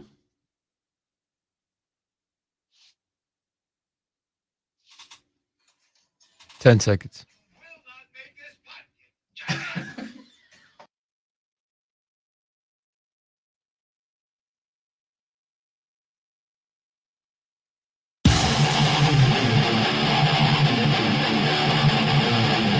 You're listening to Miller and Moulton, exclusively on the Florida Sports Network. 21 minutes past the hour. Top of the morning to you. Thanks so much for listening. Miller and Moulton, Florida Sports Network, floridasportsnetwork.com. Now that one of us has turned down $440 million. Do we have a poll question? We do. It was yours. Well, we've kicked a lot of things around. On air, off air. I just didn't know if you grabbed one of them and decided, yeah, that's what we're going to do. Which streak is more impressive? Cam Smith's 5 birdies in a row on the back 9 of the Open Championship, or the Mariners' 14-game winning streak? Obviously, one's a lot longer than the other, but still. So we've got a poll question up. All right. Mariners heading to the All-Star break with a 14-game winning streak. They are the third team, apparently in baseball history, Mark, to enter the All-Star break with a double-digit win streak. The other two won the World Series. Huh? What's that? That's right. The 75 Reds. I think it was 75. Maybe it was 76. But one of those two big red machine teams had a double-digit win streak heading into the All-Star break. And the 35 Tigers. That was a team, huh, David? Hank Greenberg is that's about all I got. Okay. So there you go. So the just lock it in. Seattle Mariners, your World Series champions. Wow. It'd be nice if they just make the playoffs. They haven't made it since 2001. Longest playoff drought of all the North American major sports teams is the Seattle Mariners. It'd be nice if they just made it. David, like you, I don't have a ton of friends, a ton of people I do things with. Right. So when invited to do things with friends, you kind of jump at the opportunity. And we got invited out on Friends, and I'm using that term very loosely right now, boat on Saturday. Okay. Now, did you say yes or did the wife? Oh, we both did. The kids get along, adults get along. We do a lot with this family. I just very didn't good friends. know. I didn't know if you were just being dragged along. That's all. Let's be honest here. It was British Open Saturday, and the plans were made well before I knew what day it was. I said yes, and then realized when I said yes for, and you're done. So you set the DVR, and I didn't even set it. I did hardly watch any Saturdays. Huh. Wow. I watched until we left it a little before noon. So I watched till about 11:30. I barely saw the leaders even tee off on Saturday. So we leave to go on the boat, and I'm looking. And I don't know if you remember, but Saturday was a cloud-covered day. Mm-hmm. Not a balmy, sunny day. Right. And as we're leaving our way through the back bay in the Estero Bay there, I'm looking at this going, what the hell are we doing? And are these really our friends? Are they taking us out for boating, or are they taking us out on a Gilligan's Island tour? So what was it? Well, we avoided the storms, but in trying to avoid them, this boat is not a massive boat. We did go through some choppy water, and I did make a couple of deals, with the big guy, and said, so you were negotiating as you can take me, leave the kid. That's all I'm asking at this point. Okay. Right. When I see lightning and I'm on a boat, I freak out. Yeah. Well, good reason. So I don't know. That was my runner-up for when friends take you out on the boat in a lightning storm, are they actually friends? That was my nominee for the poll question. I like that we're going sports and streaks here between the back 9 and Cam's birdie streak and Seattle's 14 wins. But I'm telling you. Oh, it's horrifying, but it's fun. No. You know when it's not fun? When your kid's on the boat. That's true. Because I've done this a million times when I was younger and dumber and drunker. And you're right. I have made some great runs across Pine Island Sound to St. James City to make it into one of the bars there to catch the only fish that we would catch that day, which would be a mahi sandwich. But no. Once you start entering your own kids onto the boat and there's lightning, it's not fun. But obviously it worked out. We're all here. Right. So how many of those deals do you think the big fella's going to hold you to? Most of them. Well, you did go to church yesterday, so, trying to negotiate. Try to get a chip back, David. Exactly. Right. Just buying chips at this point. You know, so yesterday was for a player to be named later, right?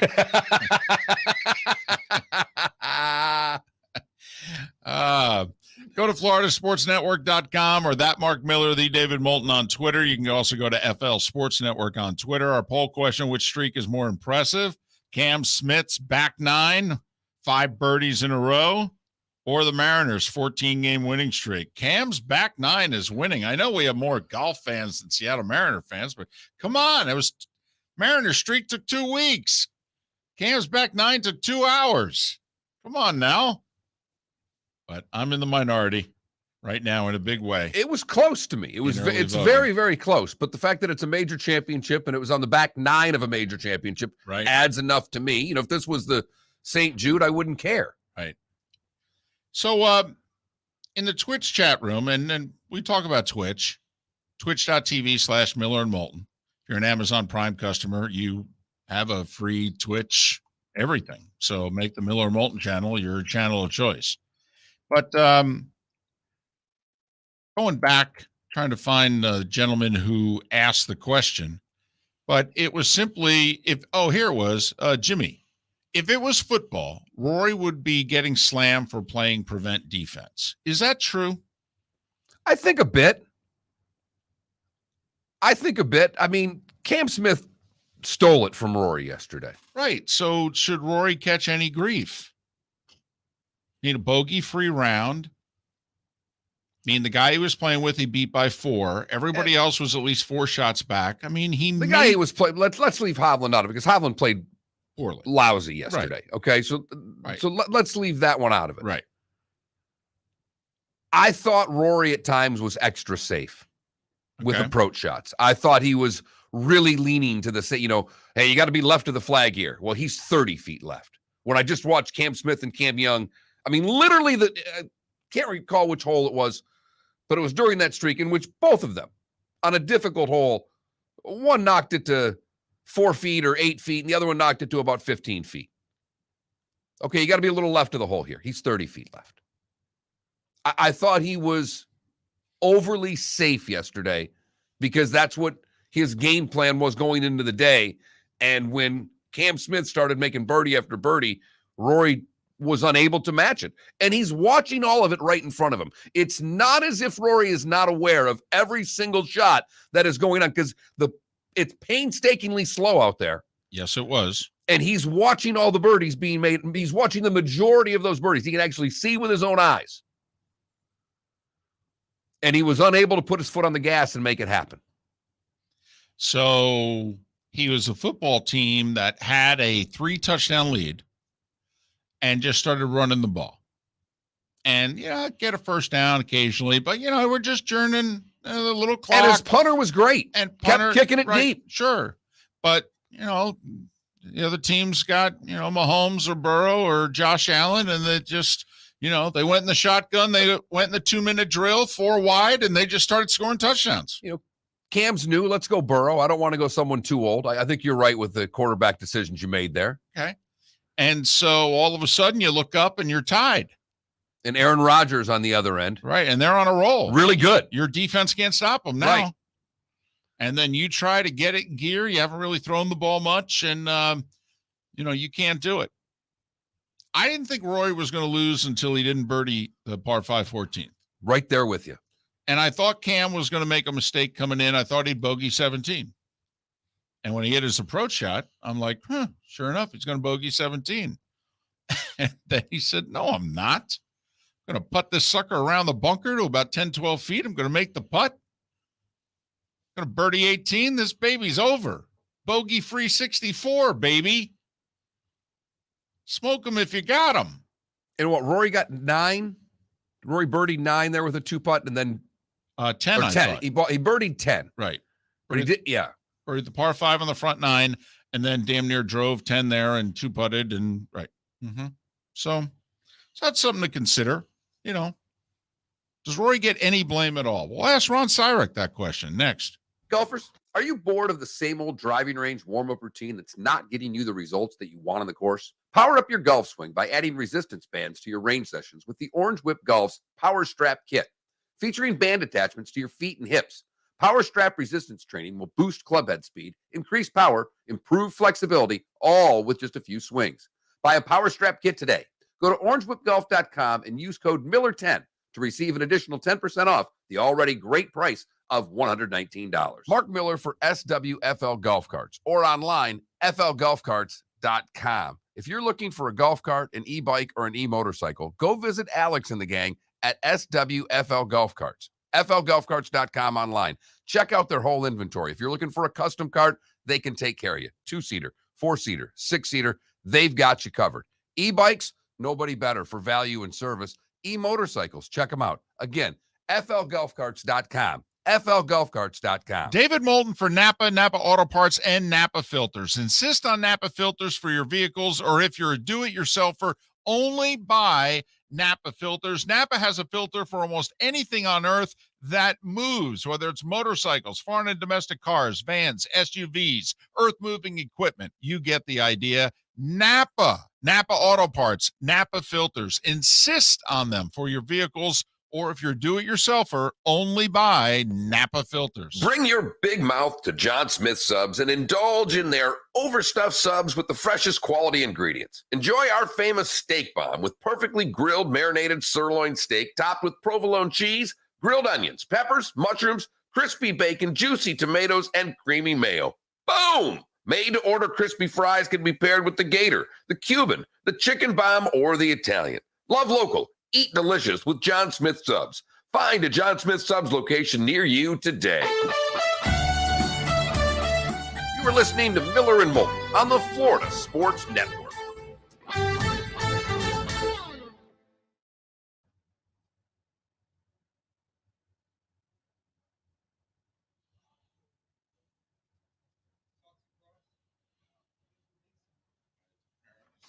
It's a difficult look for me. Those are awful. Those are awful. You should be embarrassed to wear those as a man. And I wear pink all the time, not pink shoes. Oh, my God. So damn comfortable. The socks are also a tough part for me. It screams, German and Cape Coral. That's.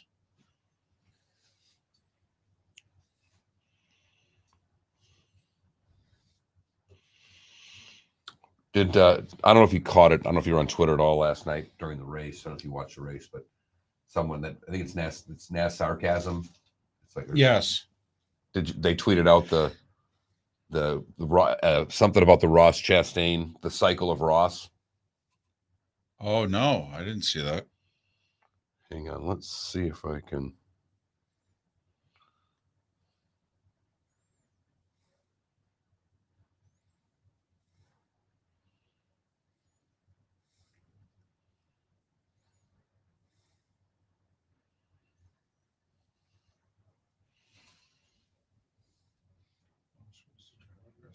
Driver gets mad at Ross. Driver promises retaliation doesn't happen. Ross finishes the top technical minutes further. It's pretty true. Well, so far. Oh, I know. I'm telling you, I'm worried he's going to take him out in the playoffs. I really am. I'm Ross. I'm hoping to God he does it the next 5 weeks.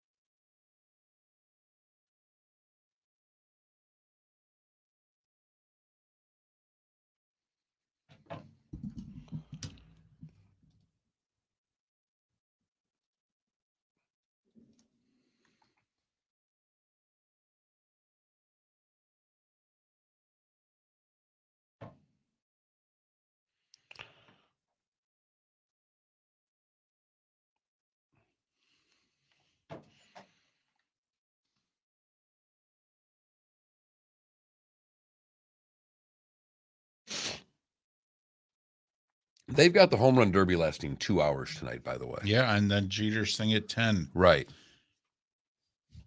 I got money on the over. How do they think they're going to get that done in 2 hours? I don't know. First off, that means starting right at 8, too. Hey, they don't care. They figure if you're there to watch the captain, you'll just stick around.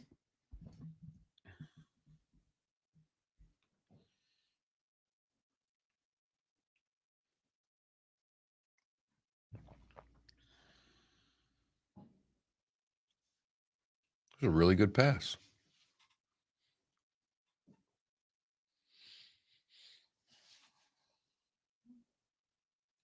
Showing Summer League highlights. Oh, that's all they've got.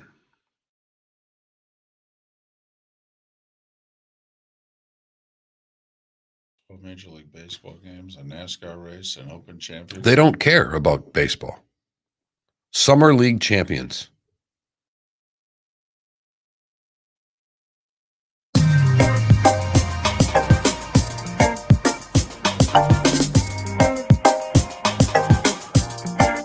Welcome back to Miller and Moulton, only on the Florida Sports Network.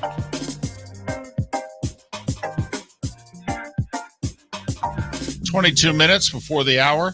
Thanks for being with us, Miller and Moulton, Florida Sports Network, floridasportsnetwork.com. Longtime friend of the show, Ron Sirak, is kind enough to join us once again. Golf Channel contributor. Also, he writes a lot, and he writes well, and you can read all of it, ronsirak.com, Ron Sirak, SIRAK.com. And, well, Ron Sirak is how you follow him on Twitter as well. Ron, it's David and Mark once again. How are you? I'm doing great. Trying to digest the fact that now we got to wait till April for the next major championship. It really is something, Ron. As much as I like the PGA moved up and I like the symmetry of one event a month, when the Open ends, it's kind of it kind of hits you in the gut, doesn't it? Yeah, at the same time, I sort of like the anticipation in there. I'm glad to see that starting in 2024, the PGA Tour is going to get away from that wraparound season, which I never really liked. Because an off season's not a bad thing. We see it in every other sport. Off seasons are great times to whet the appetite of the fans and build up excitement and anticipation. And not to get too nitty gritty here, but it caused problems with World Golf Ranking points. Some guys would play the fall, others wouldn't. Then also with FedEx Cup points and what have you, it kind of threw things a bit off for many. All right, Ron. Well, historically, what Cam Smith did, the round, the back nine, the final score. I mean, this is going to be talked about for a long time, isn't it? Yeah, the 5 consecutive birdies to start the back nine was just unbelievable. And then on top of that, the way he held up over those last few holes, I tweeted out at one point that I said, it feels to me like whoever amongst Cam Smith, Cam Young, and Rory could play 17 and 18 in a combined 7 strokes would win. And astoundingly, all three of them parred 17, which is just the hardest hole on the planet. The up and down that Cam Smith made on 17 goes into my book as one of the all-time great up and downs I've ever seen. He was awesome when he was running off those 5 birdies in a row. But the fact that then over those last 3 holes, he held up against the pressure and just gutted it out was phenomenal. We had someone comment that they said Rory was kind of like a team playing prevent defense and ended up losing. When Rory was in that mode, did you think that, because he can see everything right in front of him, Ron, did you think Rory just got beat? Do you think Rory didn't press enough? When you look at how Rory played yesterday, what are your thoughts? Yeah, to me, I think what happened, he missed a couple of putts early. He had some birdie chances over the first few holes that he didn't convert. And then he sort of didn't hit it close enough from there on in. He putted great from long distance, but he just had a ton of 2 putts. That putt on 17, the birdie putt on 17, that was one he really, really had to make. the putter's always been the most questionable club in Rory's bag, especially since he's now seems to have figured out how to hit a wedge. But I think he just didn't capitalize on those first holes out of the gate. Probably cost him a little bit of confidence in there. But the prevent defense thing is not a bad way of looking at it. You don't go out thinking that somebody's going to shoot a 64 on you. And that's what happened. And Ron, the irony is, if we look back at Jack, at Tiger, many times when they had a lead heading into Sunday, they played around similar to what Rory did. I mean, come on, how many times have we complimented Tiger on the 3 birdie, no bogey final round in which he had a 3-4 shot lead and he forced everybody to do something crazy and nobody was able to do anything crazy? And once Hovland showed that today wasn't going to be his day, I mean, Rory in some ways, Ron, played a Tiger-like final round, only nobody ever shot 64, 65 on Tiger. Yeah, you make a really good point there. Jack Nicklaus only shot 65 when he needed to shoot 65. Otherwise, he'd go out and 70 you to death. He'd just go out there and wait for you to make a mistake. If you look at that last Masters that Tiger Woods won, his 15th major in 2019, he played, particularly on the back nine, he played what I thought was a very Nicklaus-like round of golf. He waited for the other people to make mistakes, and 5 other people could have won that tournament. They all made mistakes on the back nine. And I think that's sort of what Rory was doing. Like, hey, all right, I'm being chased here by 3 guys, none of whom have ever won a major championship. And I know what it's like to be here. It's been 8 years since I've won a major, but I know what it's like to be here. And I'm not going to make that crucial, bad, ugly mistake out there. And that's the brilliance of links golf is as gettable as St. Andrews was, because there was really no wind over these 4 days. You're only one gorse bush or one pot bunker away from disaster out there. And that's what Rory seemed to be playing to avoid disaster. Well, and that's on the other side of that. Cam Smith just kept pressing, hitting that driver terrifically all the way. We know how well he putted, but he didn't put himself in any bad spots off the tee at all yesterday. And, playing a pretty ho-hum front nine, we didn't see that coming. But boy, oh boy, it wasn't just the putter, because he had everything going yesterday. Yeah, he did. As I said, that up and down on 17 was just. First off, to have that composure to make the right decision about the third shot. That if I can get this ball within 10, 12, 15 feet of the hole and give myself a putt at par, that's a great shot for me. I think a lot of if this was on an American golf course, you'd see somebody take out the 60-degree wedge and try to hit a flop shot over the road hole bunker. And he knew that wasn't the shot to hit. He was just going to putt his way around that bunker and then hope that he made the next putt. And he did. His putting on the back nine was, it's right up there with among the best closing stretches of putting in a major championship. Ron Sirak, Golf Channel, ronsirak.com. Follow him on Twitter at Ron Sirak, Sirak. All right.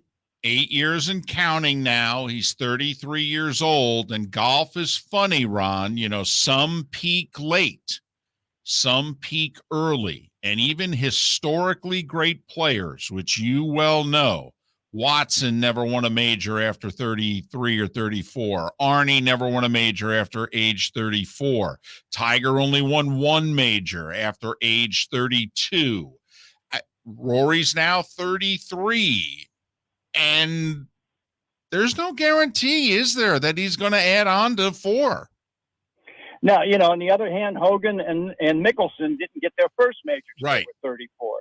But I did a column on this years ago when I went back and looked at it. It looks to me like the golf gods give you 6 to 8 years at the top of the game, at the peak of the game. Jack Nicklaus is an exception to that rule. Maybe Sam Snead, Gary Player. There's a few on there. But if you look, Arnold Palmer won all of his majors between 1958 and 1964. Seve Ballesteros was done by the time he was 31 years old. It's like you get a time of greatness, and you got to jump on it. And did Rory have his time of greatness? And is he never going to get back there?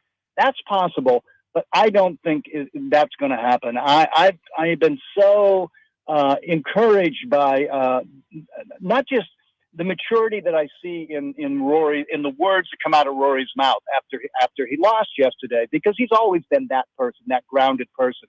But he's improved his game. As I said, his wedge play, he used to be a 7 handicap with a wedge, and he's gotten much better on that.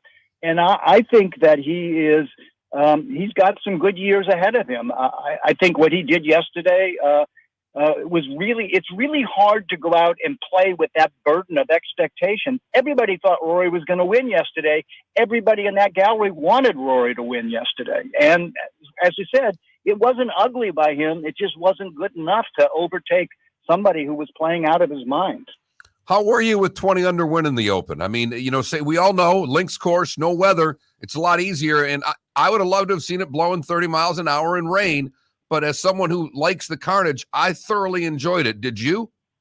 Yeah, I enjoyed the fact that the Royal and Ancient Golf Club doesn't mind that somebody goes 20 under par, because they know if the wind doesn't blow, that can happen there. Because, the next time they play at St. Andrews, if you get 2 days of 30-mile-an-hour winds, 4 under par is going to win the golf tournament. So that they know that this was another thing I tweeted out yesterday.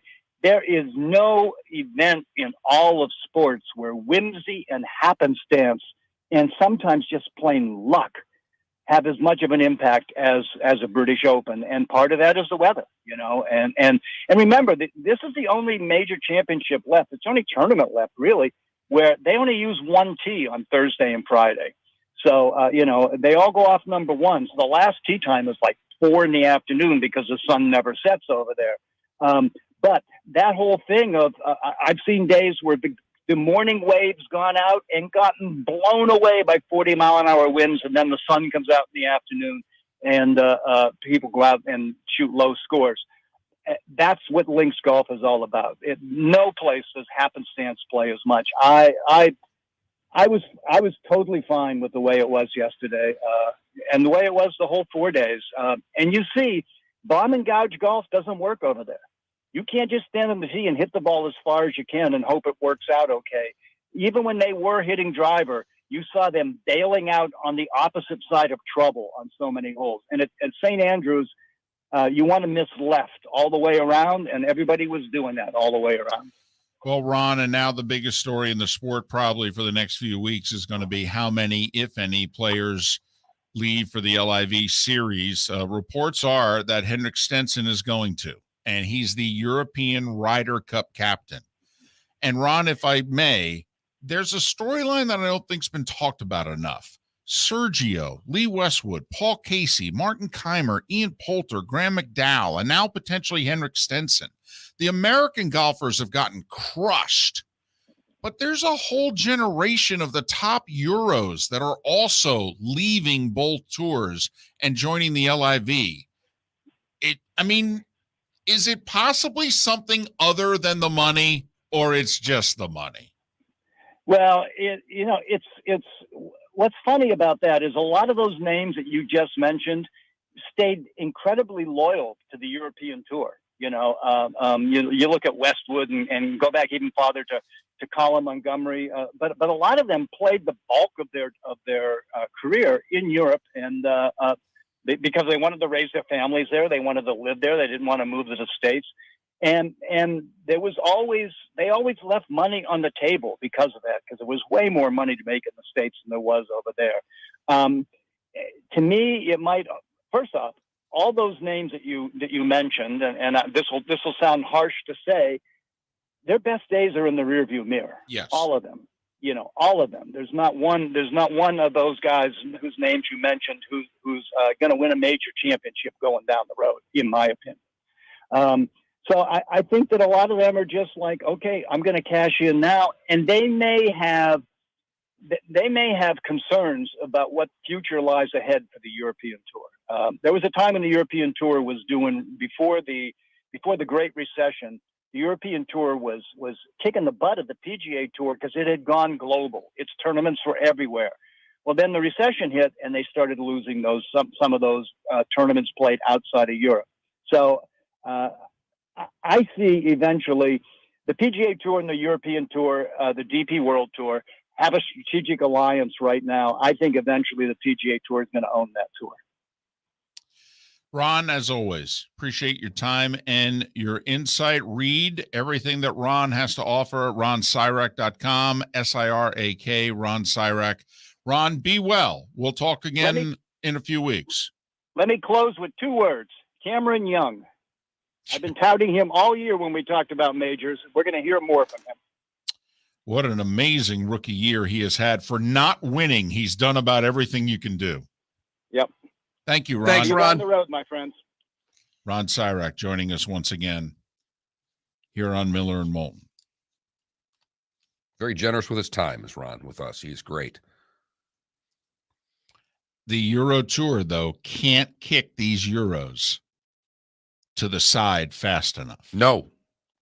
And that is shocking to us. It's not shocking what the PGA Tour is doing to the American golfer. We thought there was an opening, yes, quite frankly, for the DP World Tour to invite these players on and say, hey, play here when your live events are not going on, and it brings more eyeballs to their tour.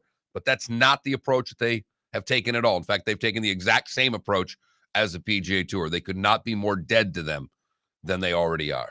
8 LIV events this year. I think there's 10 supposed to be scheduled next year. So if you throw 4 majors on top of it, these guys are playing 12. Next year, they'll play 14 tournaments. They normally play, especially the Euros. The Euros play 20-plus tournaments a year. They could have played 6, 8 more tournaments on the European Tour. Not anymore. And by the way, they're dead to the Ryder Cup also. John Smith Subs and indulge in their overstuffed subs with the freshest quality ingredients. Enjoy our famous steak bomb with perfectly grilled marinated sirloin steak topped with provolone cheese, grilled onions, peppers, mushrooms, crispy bacon, juicy tomatoes, and creamy mayo. Boom! Made to order crispy fries can be paired with the Gator, the Cuban, the chicken bomb, or the Italian. Love local. Eat delicious with John Smith Subs. Find a John Smith Subs location near you today. Golfers, are you bored of the same old driving range warm-up routine that's not getting you the results that you want on the course? Power up your golf swing by adding resistance bands to your range sessions with the Orange Whip Golf's Power Strap Kit. Featuring band attachments to your feet and hips, Power Strap resistance training will boost club head speed, increase power, improve flexibility, all with just a few swings. Buy a Power Strap Kit today. Go to orangewhipgolf.com and use code Miller10 to receive an additional 10% off the already great price of $119. David Moulton for Napa, Napa Auto Parts, and Napa Filters. Insist on Napa filters for your vehicles, or if you're a do-it-yourselfer, only buy Napa filters. Napa has a filter for almost anything on earth that moves, whether it's motorcycles, foreign and domestic cars, vans, SUVs, earth-moving equipment. You get the idea. Napa Auto Parts, Napa filters. Insist on them for your vehicles, or if you're do-it-yourselfer, only buy Napa filters. Mark Miller for SWFL Golf Carts, or online, flgolfcarts.com. If you're looking for a golf cart, an e-bike, or an e-motorcycle, go visit Alex and the gang at SWFL Golf Carts. flgolfcarts.com online. Check out their whole inventory. If you're looking for a custom cart, they can take care of you. 2-seater, 4-seater, 6-seater, they've got you covered. E-bikes, nobody better for value and service. E-motorcycles, check them out. Again, flgolfcarts.com. flgolfcarts.com.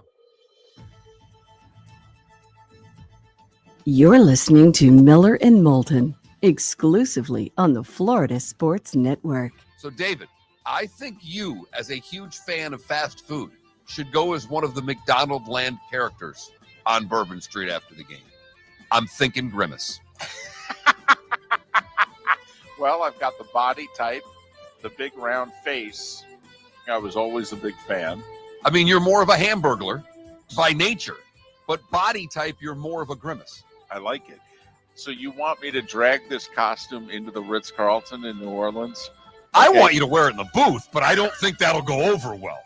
I think if you walked up as Grimace and stood next to Aikman in the booth, I think he'd fire you on the spot, and I don't think Buck would be able to do the broadcast. He'd laugh for 3 straight hours. Thanks for listening to Miller and Moulton, only on the Florida Sports Network.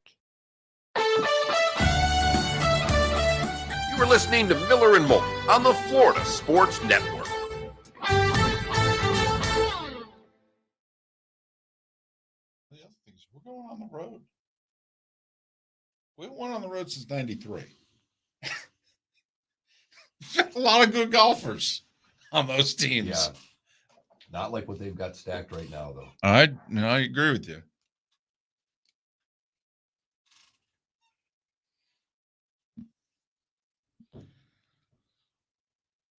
So, what? Rory, Hovland, Fitzpatrick. Who are we missing here?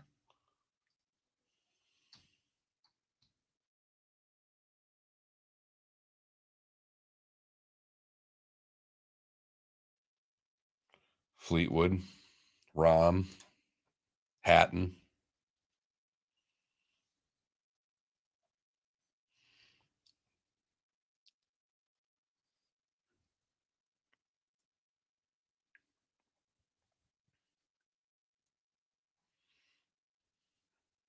So right now, Rahm, Fleetwood, Hatton, Weisberger, Fitzpatrick, McIlroy, Casey. No, Wiesberger's on the LIV tour.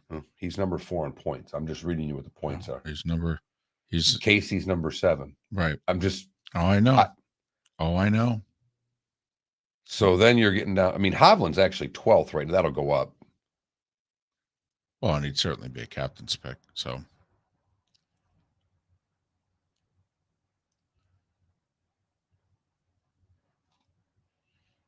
I mean, are they going to be forced to take a Justin Rose?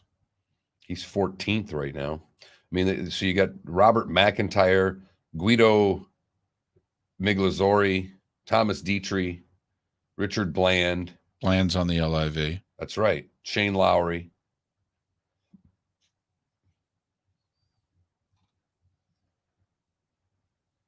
So who's on the LIV there?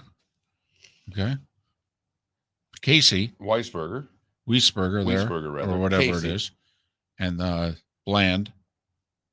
Those are 3 of the top 13. Westwood 17 for what it's. I mean, just right. LIV.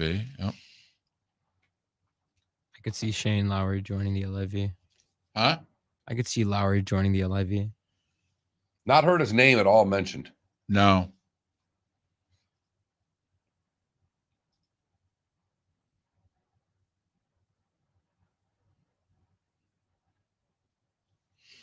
Oh wait, John Rahm joins the LIV, right? No, he's already said Yeah. no interest.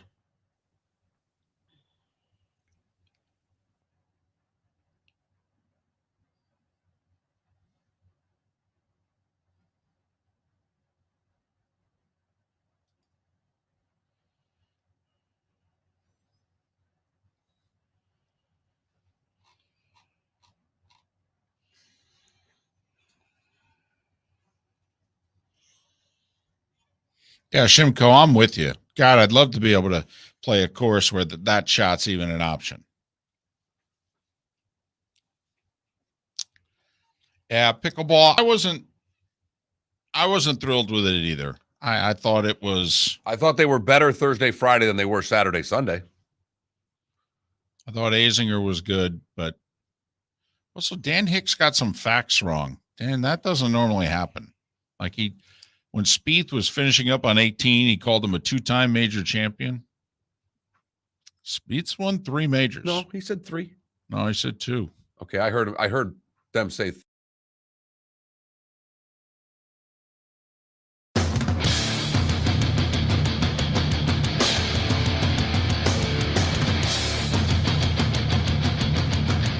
You are listening to Miller and Moulton, exclusively on the Florida Sports Network. And now here's Mark Miller and David Moulton. Final hour of Miller and Moulton for those of you in Tampa, St. Pete, Port Charlotte, Venice, Lake City, and surrounding areas. Thanks so much for being with us. Miller and Moulton, Florida Sports Network, floridasportsnetwork.com. Our poll question, couple of streaks, runs, if you will. Which one's more impressive to you? Cam Smith on the back 9 yesterday at the Open Championship, 5 birdies in a row. The 30 come from behind and beat Rory. Well, the Seattle Mariners have won 14 straight heading into the All-Star break. And right now, you guys do not have a lot of regard for the Mariners' 14-game winning streak. It's baseball and it's the Mariners. And we're coming off of everybody watching the Open, everybody expecting one guy to win, and he didn't. That's all. I get it, but the one winning streak took 2 weeks. The other one took 2 hours. Well, Right. Maybe 2.5 play was slow. Right. It was 5 birdies in a row. It wasn't a 5-par streak. No, I got you. No, I got you. I mean, a lot of circles on that scorecard. It's like, damn, a lot of threes here. Man. No, it was impressive.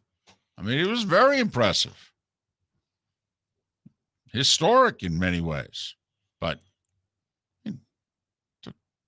the 5 birdies in a row took an hour and a half tops. I got you. The other one took 2 weeks. Yep. And if time were the reason for all answers, then this would be obvious. You think if it was a different team? Yes. Okay. If it was the Yankees, yes. Maybe even the Rays. No. Because it would have to be the Yankees for it to get enough publicity around other networks and That's entities true. for people to talk about it. For the Rays, we are letting people know for the first time in many cases that the Mariners have won 14 in a row. They are literally just trying to sink their teeth, and that they're looking at the poll question going, wait a minute, the Mariners have won 14 in a row? Come on now. Late last week, we were pounding the table, and both them and the Orioles had a double-digit winning streak. So it's not often, by the way, a team could be 500 at the All-Star break and have the first pick in the draft. Orioles, I mean, that's how much better they are this year than last. To go with the already stacked farm system. Yes. I mean, they are a year ahead of schedule. At least. And you're a Tigers fan, and to show, and the Tigers have a couple of top prospects, but this was supposed to be a year for that franchise and a couple of their top prospects where they were going to make the type of jump that the Orioles have made this year, and the prospects were going to help and all that. And the prospects have been lousy and the team's been lousy. It's a crap show. Winning's hard. It is. We try to say that. Winning is hard. Winning is really hard. Ask Rory. Winning is hard. Winning majors are hard. Oh, is he hungover right now? And he's taking 3 weeks off too. He said, I'm done until the playoffs there, FedEx, whatever. Yes, the FedEx Cup. The cash grab. I mean, come on. No, you know what? I'm no longer going to allow you to call this the cash grab. With the Live Tour going on, the FedEx Cup is no longer a cash grab. Everything's relative. It is. How about this? The Live Tour is what Scott Boras and Juan Soto believe their next contract should be. The FedEx Cup is what the Washington Nationals offer was. In case you're just catching up to that story, Juan Soto was offered $440 million over 15 years. Slow down. $440 million. Right. 440. Just a little less than what Tuesday's Mega Millions is going for. Right. And he turned it down. Quickly. Just no. In fact, he didn't turn it down. He countered. Yes. And he said, you're a couple $100 million short. Right. They were going 15 years, 29 a year, something like 29 and change. Right. And he asked for 43 and change because that's the highest AAV right now in the sport. And Boris happens to represent that guy, Max Scherzer. He just wanted 210 million more. Correct. Than what was offered. 440. That's a nice start, but you know what we're thinking? We're thinking 650. It is. At that point, when you look at what the counter was, right? The counter is the biggest middle double mega. I mean, what? Eli Manning looked at that and went, "Damn, that's a double bird." I mean, we appreciate the 15 years, and you're kind of sort of on the right track, but you stopped and got some food on the side of the road, and what you needed to do, you still had 3/4 of a tank of gas. You needed to keep driving. You fill up and eat at the same time. And you guys pulled over. You shouldn't have pulled over. 440. Well, for 10 years, that would work. But if you want to do 15, we're thinking 650. Excuse me? What? 440. Wait, is that for 10? No, 15. No, I don't think so. No, you might want to check 440 that for calculator. 10's about right. Yeah, that's what they're saying. You want to do 44 a year? Okay, well, 10 for 440. Negotiate another contract when he's 33. Okay, maybe we could do that. There's part of me that if I was Washington, I'd offer that because you're going to get the 10 best years. I don't want those back 5. There's another subplot to this. Not that anybody really cares about that franchise who's listening, but franchise is up for sale. And the thought by many is that, you sign him long-term, value of the franchise goes up.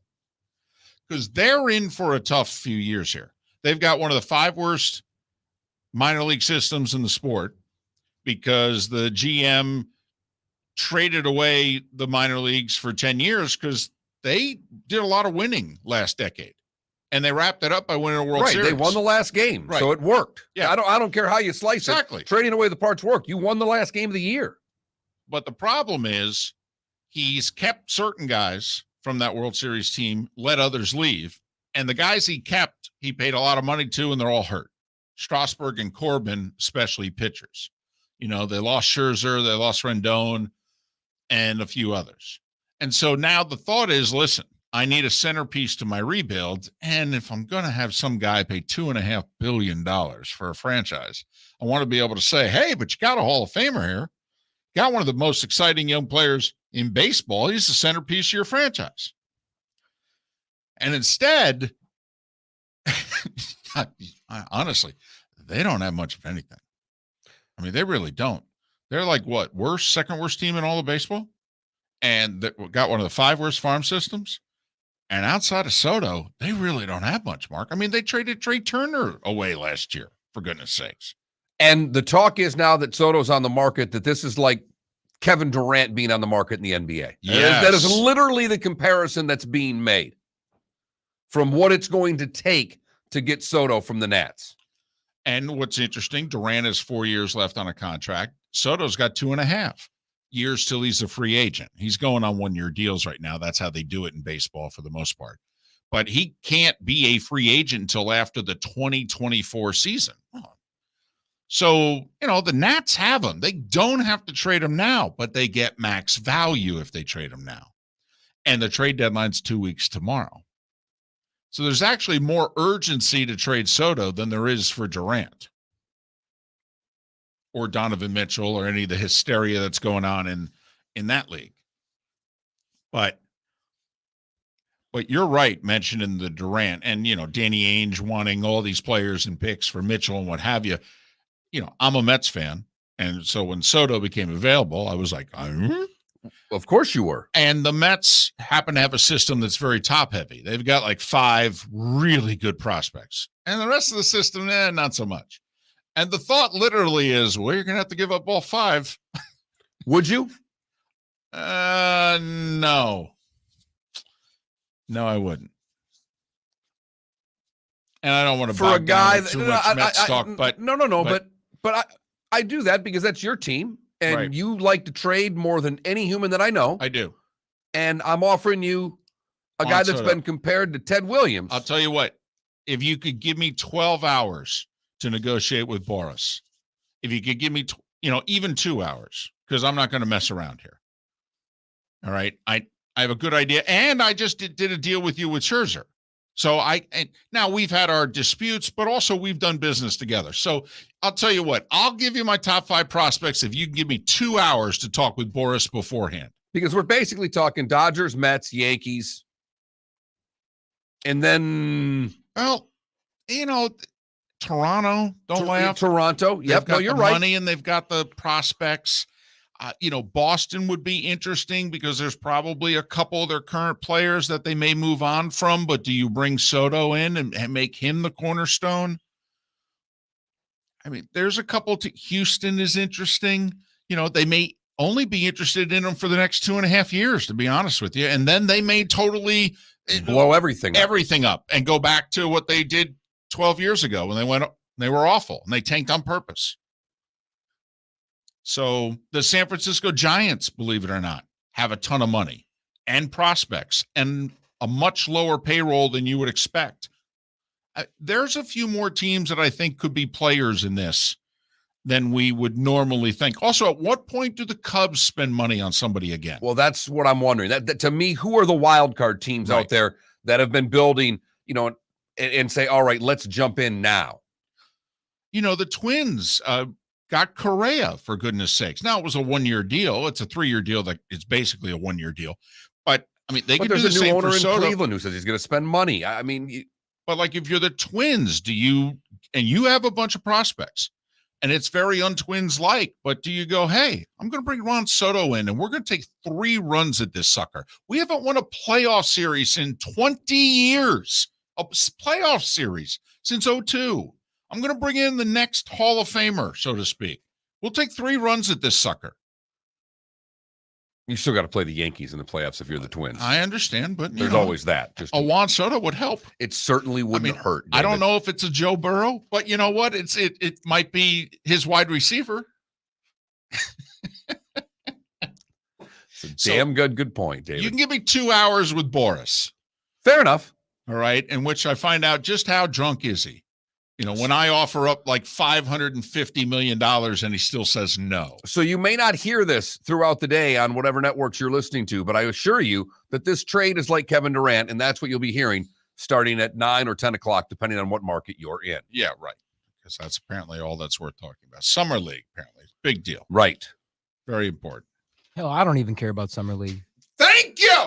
Thank you. You've made strides. Goodness. I don't care. And if you don't care, think about where it ranks on the sports totem pole. It's really hard to sell that product. You think? Really hard. And that's to somebody who would, drive over the both of us to go work for NBA TV right there. Or NBA radio. Or the Heat or the Magic. Miller and Moulton, the Florida Sports Network. Golfers, are you bored of the same old driving range warm-up routine that's not getting you the results that you want on the course? Power up your golf swing by adding resistance bands to your range sessions with the Orange Whip Golf's Power Strap Kit. Featuring band attachments to your feet and hips, Power Strap resistance training will boost clubhead speed, increase power, improve flexibility, all with just a few swings. Buy a Power Strap Kit today.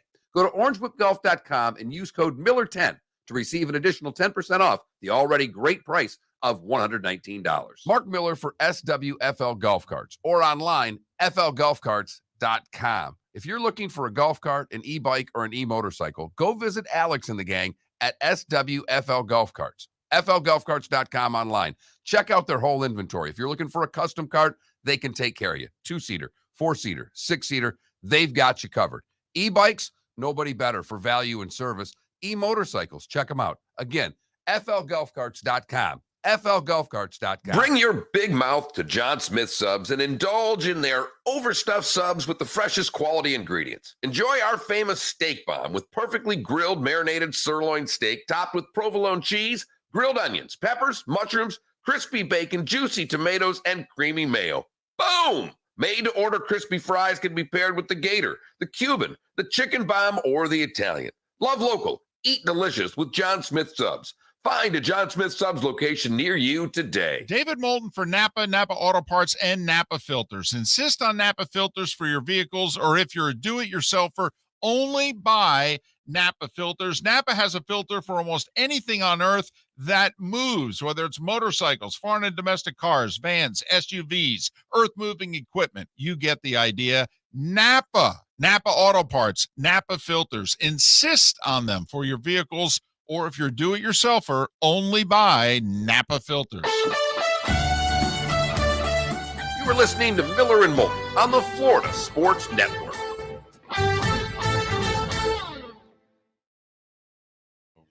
No. It's the only agent he's ever had. 14 years they've been together. And he quit on him. And he went public as to why he quit on him. And he basically said he's hell-bent on getting out of LA. And I think he should stay, embrace the new young coach, who's playing style similar to his, blah, blah, blah. Already came out and said, I see him as a starter, blah, blah, blah. And so the agent quit. And I mean, he went. long thing about these are the deals we've negotiated over the years. His fashion line, his sneakers. He goes, in 14 years, because I can't support him with what he's thinking right now. But also by the agent going that public saying, I want him to stay. And he obviously really wants out. So.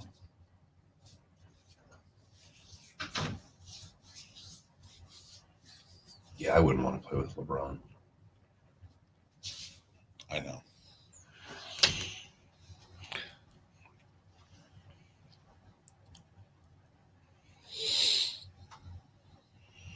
Jefferson, the wide receiver of the Vikings, said, hey, Adams is the best receiver in the NFL. He goes, but I think by the end of this year, I will be. Good for you. Yeah.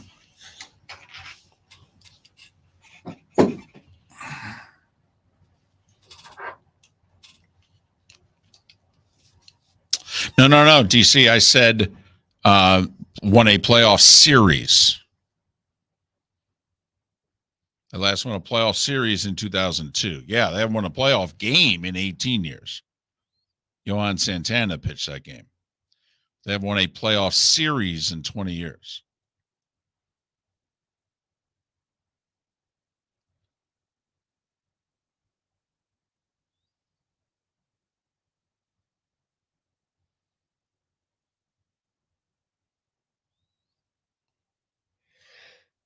Oh. What do you got here? Just looking, trying to find something. Looks like California is going to the ballot for legalized sports gambling here.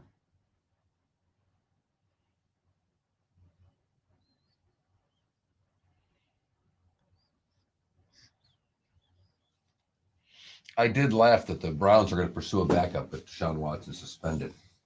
No shit. We can go there. We haven't talked NFL yet, right? That I did like the fact that the sideline with Ben Lieber, Yeah. the sideline reporter for the Vikings there, Yeah. came out and said flat out that Zimmer, we all know this is just a fact. Zimmer didn't like Kirk Cousins. Right. I just think, and he ripped Zimmer and the guy ripped the defense. That Lieber. What was the defense?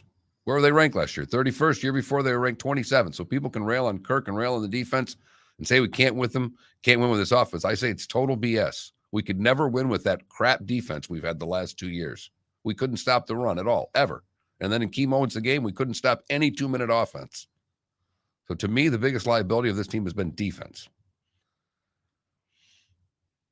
You talking about Michigan State? No, talking about the Minnesota Vikings. By the way, saw a stat. Michigan State and Florida, the only two major Division I programs to win multiple national championships in football and basketball. Wow. The only two. Now, multiple titles. So here's my question. When are your two? I mean, your two titles are football are back in the day. Well, before my lifetime. Right. I mean, Did they get part of it in 66? I don't know. Notre Dame got it all. I thought so too. I think they're in the 50s. When else did they win without Magic? 2000. Yeah, beat Florida, ironically. 52, 65, and 66, according to the NCAA. So they did get a part of it. So they got part of it.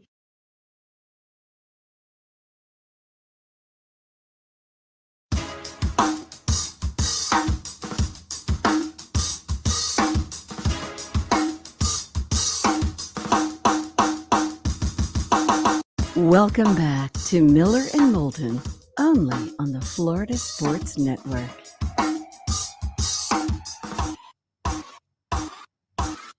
"21 minutes past the hour. Miller and Moulton, Florida Sports Network, floridasportsnetwork.com. Thanks so much for being with us. Very appreciative of that. Lou Merloni covers the Boston sports scene, former Red Sox player.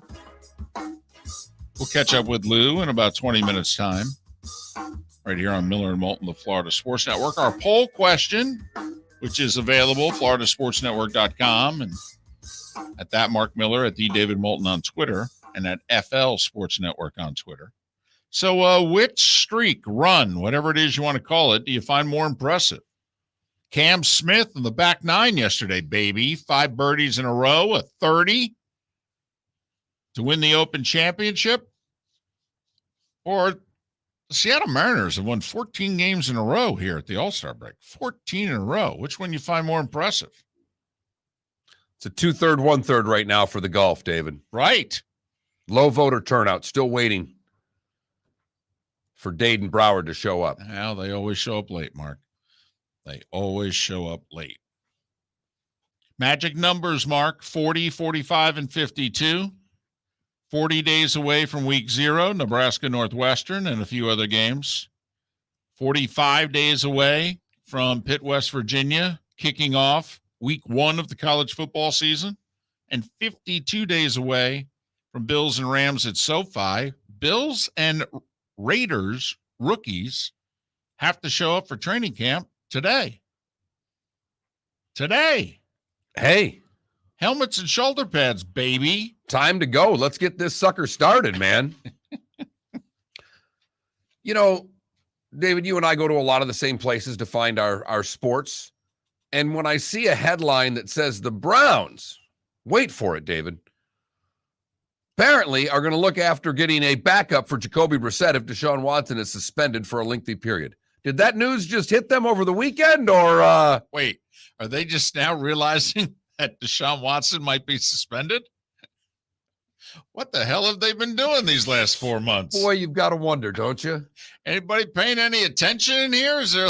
I mean, I tell you sometimes to stay off Twitter, stop watching your cable news, but man, they've done it for months. All right. So they're only interested in acquiring a backup to Jacoby Brissett, huh? Right. They're all in on this Jacoby Brissett thing. Hey, can we just play along with me for a second? You want to go back like 4 years ago? Jacoby Brissett was in New England. He had to play a few games because of injury. And what'd they do with Jacoby Brissett? They got rid of him. So then he goes to Indianapolis. Now, he was supposed to just be a backup in Indianapolis. And then that Andrew Luck guy, remember him? He retires on him. That's a bad break. Which, by the way, still lives in Indianapolis, lives less than a mile from where the Colts practice facility is. In bizarro world, where does that rank to you? Considering he's not from there, so to speak? Right. Right, and could have then gotten up and relocated? Now, apparently his wife has a great job there, but if she has a great job there, one would think she could get a great job anywhere. Right. I will say, I mean, don't know if you've been. I mean, it's a nice city. It's friendly. And, while it's a major city, yet you can get around pretty easily also. So, I mean, Mark, it's got a White Castle. So, I think fondly of it. It's got more than one, actually. So, wow. I'm a big fan. Well, it's probably gourmet around there. Town's got one restaurant, for crying out loud. For 30 years, they've raved about one restaurant in the whole city. Yes, they have. Yes, they have. Nice steak place. Right. Terrific. But so anyway, Jacoby Brissett pressed into the starting lineup, played the full season. And when the season was over, you know what they did? They got rid of him. Right. Mm-hmm. So then he goes to Miami, and he's in a situation with Ryan Fitzpatrick leaving that he's backing up Tua, has a chance to maybe press for the starting job because we all know Tua's a work in progress. And he had to start a handful of games because Tua got hurt. And he played. And when the season was over, what happened, the Dolphins David? did? They got rid of him. They got rid of him. Right. So here's the Cleveland Browns thinking they got a top 10 roster in the league. Some people think it's even better than that. Right. The last 3 teams who have had this guy all had to play him. And when the season was over, said, get this guy out of here. And they're like, no, he's our guy. Oh, he will be fine. He can play. It's good. We'll be fine.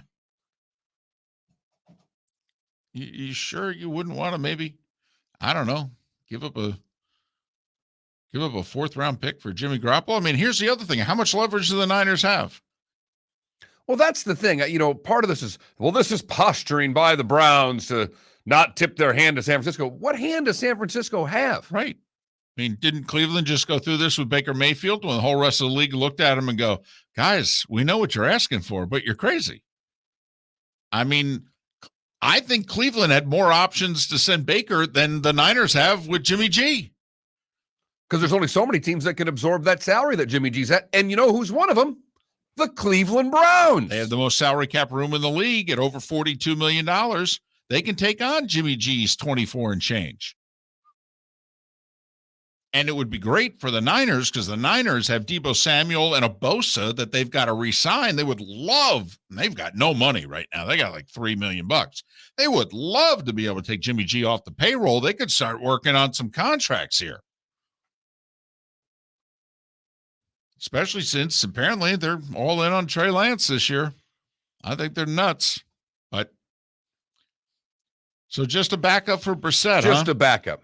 And what I find even more laughable about that is, David, you're a little bit better, a lot better than me of being able to pull players off the top of your head. But what backups are out there right now?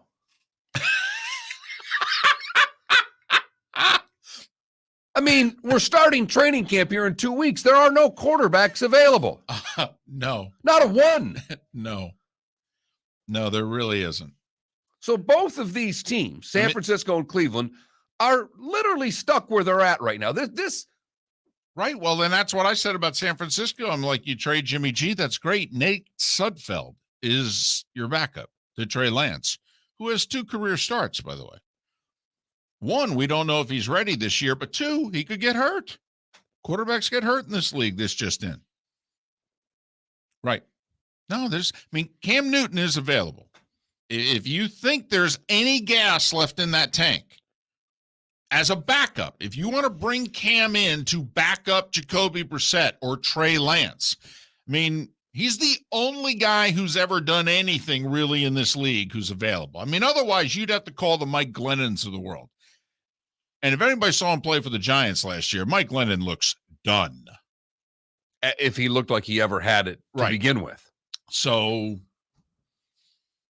that's just, this screams get the deal done, 1. But 2, if you're Cleveland, what are your choices? And why in the hell are you waiting until mid-July to try to figure this out? JB Vike in our Twitch chat room. How about talking Ryan Fitzpatrick out of retirement? Yeah, that ship sailed. Trust me, he had multiple offers, and he said, no, I'm done. You're going to go, like KM Weber says, how about Nathan Peterman? Seriously? I think that's a joke. But that's what you're dealing with. So, Adam suggesting Blake Bortles. Whoo-wee. But that's what we're dealing with. And this is about to be a waste of a year for the Cleveland Browns unless they get the deal done with the Niners. So get the damn deal done. That's also, by the way, the feeling for whatever late last week was that Watson's not going to get a year. That they think this judge is big on precedent and Watson's only going to get 6 to 8 games. Yeah, but then he's got to appeal to Raj. I know. Miller and Moulton. Lou Merloni. We're at the All-Star break. Former Red Sox. We'll talk to him next. Golfers, are you bored of the same old driving range warm-up routine that's not getting you the results that you want on the course? Power up your golf swing by adding resistance bands to your range sessions with the Orange Whip Golf's Power Strap Kit. Featuring band attachments to your feet and hips, Power Strap resistance training will boost clubhead speed, increase power, improve flexibility, all with just a few swings. Buy a Power Strap Kit today. Go to orangewhipgolf.com and use code Miller10 to receive an additional 10% off the already great price of $119. Mark Miller for SWFL Golf Carts or online, flgolfcarts.com. If you're looking for a golf cart, an e-bike, or an e-motorcycle, go visit Alex and the gang at SWFL Golf Carts. FLGolfCarts.com online. Check out their whole inventory. If you're looking for a custom cart, they can take care of you. 2-seater, 4-seater, 6-seater, they've got you covered. E-bikes, nobody better for value and service. E-motorcycles, check them out. Again, FLGolfCarts.com. FLGolfCarts.com. Bring your big mouth to John Smith Subs and indulge in their overstuffed subs with the freshest quality ingredients. Enjoy our famous steak bomb with perfectly grilled marinated sirloin steak topped with provolone cheese, grilled onions, peppers, mushrooms, crispy bacon, juicy tomatoes, and creamy mayo. Boom! Made-to-order crispy fries can be paired with the Gator, the Cuban, the chicken bomb, or the Italian. Love local. Eat delicious with John Smith Subs. Find a John Smith Subs location near you today. David Moulton for Napa, Napa Auto Parts, and Napa Filters. Insist on Napa filters for your vehicles, or if you're a do-it-yourselfer, only buy Napa filters. Napa has a filter for almost anything on earth that moves, whether it's motorcycles, foreign and domestic cars, vans, SUVs, earth-moving equipment. You get the idea. Napa Auto Parts, Napa filters. Insist on them for your vehicles, or if you're do-it-yourselfer, only buy Napa filters. You were listening to Miller and Moulton on the Florida Sports Network. Julie is constantly thinking every situation is a live shooter situation. I do at church. It's the only place I do it at. I've literally thought, what do I do? How do I get out of here? How do I get my kid out of here? How do I get my wife out of here? Do I just lay on them?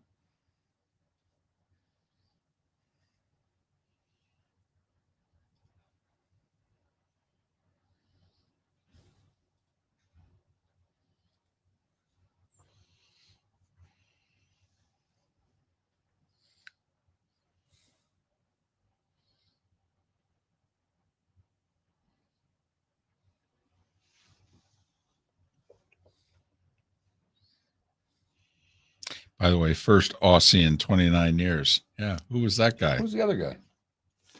You know, we may hear about that later today. You don't think he was happy also? Who did he come from behind and beat? Oh.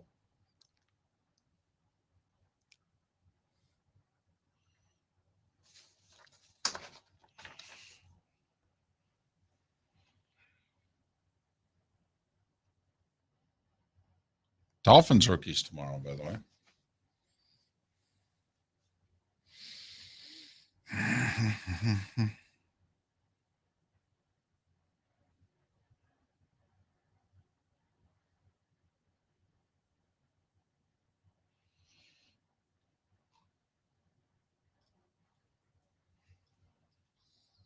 Pat 40 got COVID. He was on his way to SEC Media Days, tested positive. Tested? Yeah, well, I think he didn't feel well, and so he took a test.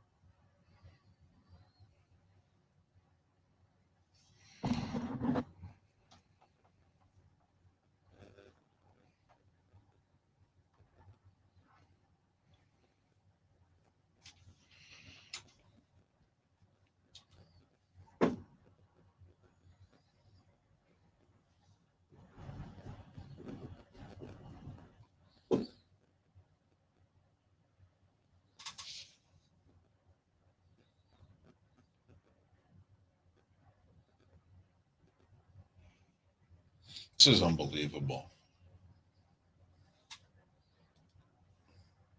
To be 35 minutes into this. I don't even think they've done the Open yet. But they don't have anybody that can discuss it. Well, sure they do. What happened? Do you ever reach out to Michael Collins? I texted him yesterday, didn't get any response.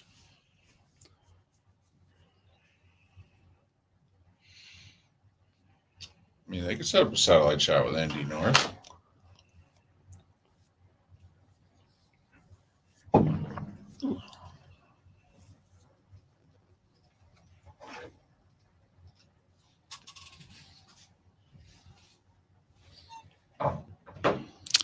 Adam, I think we'll find out this week with SEC Media Days.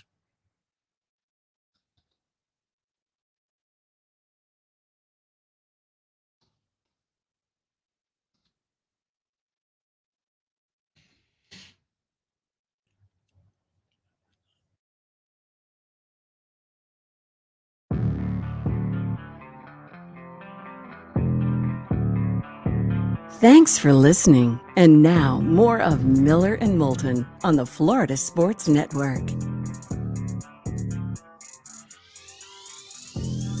22 minutes before the hour is up.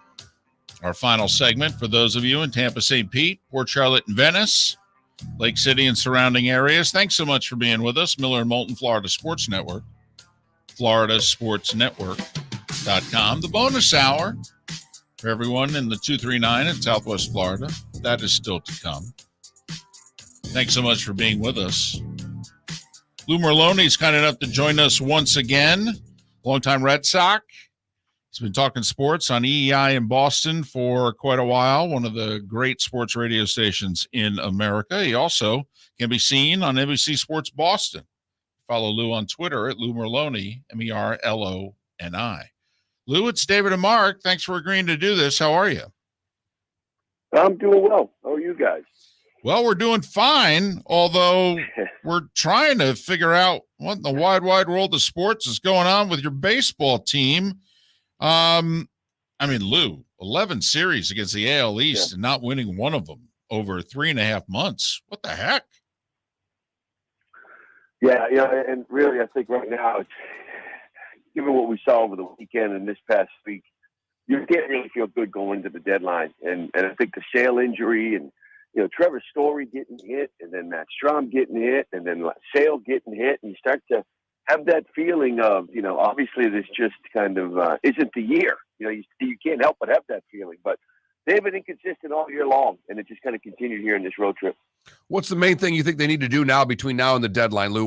What's the move that the Red Sox, in your estimation, have to make? Well, first off, they have to get healthy, and I don't think they can. As far as like Chris Sale, looks like he's probably going to be done for the year. But you got to get Story and Strom back. They need a first baseman. I mean, you can talk priorities all you want, but they need a first baseman. They need a closer if they're going to feel like they're worth investing in. If Heimblum looks at this team, and even going into that road trip, I was like, I think it absolutely is, because I think a closer sets up your bullpen with Whitlock and Strom and Schreiber and Houck, and the first baseman kind of resets your lineup as well, like a Josh Bell rental. So those are probably the two biggest things if Heimblum feels they're worth investing in. But we'll see. You wonder if these recent injuries is kind of changing his mind as they can help pieces off instead of bottom. Well, there you go. All right. First off, what do you think that Bloom is thinking? But also, what would you do? I mean, Bogart's likely gone after this year. Devers can leave a year later. JD Martinez, I think, is up after this year. But those three guys are all hitting above 300. They're your three best hitters. I mean, outside of Story. I mean, Lou, what do you do here if you're Bloom? Well, I will say this. I before the injuries, whatever, I wasn't 100% sure that Bloom was going to go out and do what he needs to do to kind of improve this club. I think that he feels he's still in rebuilding mode as far as this minor league system goes, and I disagree. The system is where it needs to be. You sell up a few pieces. You don't have to sell up your jewels to improve your team. You don't have to sell the big guys in the minor leagues to improve your team. So that's what I think he should do. Will he do it? I don't think so. I have no idea why you'd trade away any of those guys. I don't care what the return is. It doesn't matter. This is Boston. You Alexander Bogaerts. If you walk for nothing, you try to sign him. If he leaves, he leaves. You don't sell these pieces off right now, in my opinion. You try to bring Xander back. You try to bring some of these guys. Now, if they decide that they want nothing to do with any of these guys in the future, whether it's Eovaldi, JD Martinez, Vasquez, you want to trade them away, I understand that. But to me, Bogaerts is one guy you can't move. You need to try to re-sign him. You know, we've been talking Soto and not accepting that contract and now being on the trade market. Does Boston have the resources, in your estimation, to go get him? Boston doesn't have the resources to sign Xander Bogaerts and Rafi Devers, apparently. I mean, I don't know when they became a cheap team, but I'd like to see them actually go out there and start acting. If they can spend some cash. I mean, that kind of money makes me more concerned about what Rafi Devers is looking for. Because he's becoming that type of hitter. He's becoming that type of player. Early this offseason, when they're trying to compare to third basemen and sign an extension, he came out and said that there's no comp. Like, I don't want to hear about people comparing me to anybody else. I know what my value is. And I worry that he's looking at Soto saying, yeah, my value is 13 years, 440 in that range. So I just worry about them being able to keep Rafi Devers going and getting Soto. We're talking about the Sox, who stumbled into the break, losing 6 of 7 with Lou Merloni, WEEI in Boston. You can follow him on Twitter at Lou Merloni. The Braves are a good example, Lou, from a year ago. They scuffled until the deadline, and they went out and got 4 parts, not 4 terrific players, 4 parts. And they didn't have to give up any of their top 5, 6, 8 prospects to do it. And we all know what happened over the next 3 months. The Sox are only 2 games out of the playoffs, and they've got a little bit of pitching that if they got into short series, they might not be a team people want to face. I mean, can't you why is Bloom apparently more interested in running this team like the Marlins? Yeah, and it's interesting you say that because John Henry the other day talking about how top to bottom they want to build a championship team, and it feels like Bloom is building it bottom to top. You know what I mean? Like, it feels like I want to load up. I want to have the best A-ball prospects and double-A prospects, and it's like, dude, you're losing sight. If that's the case, go be a minor league coordinator somewhere.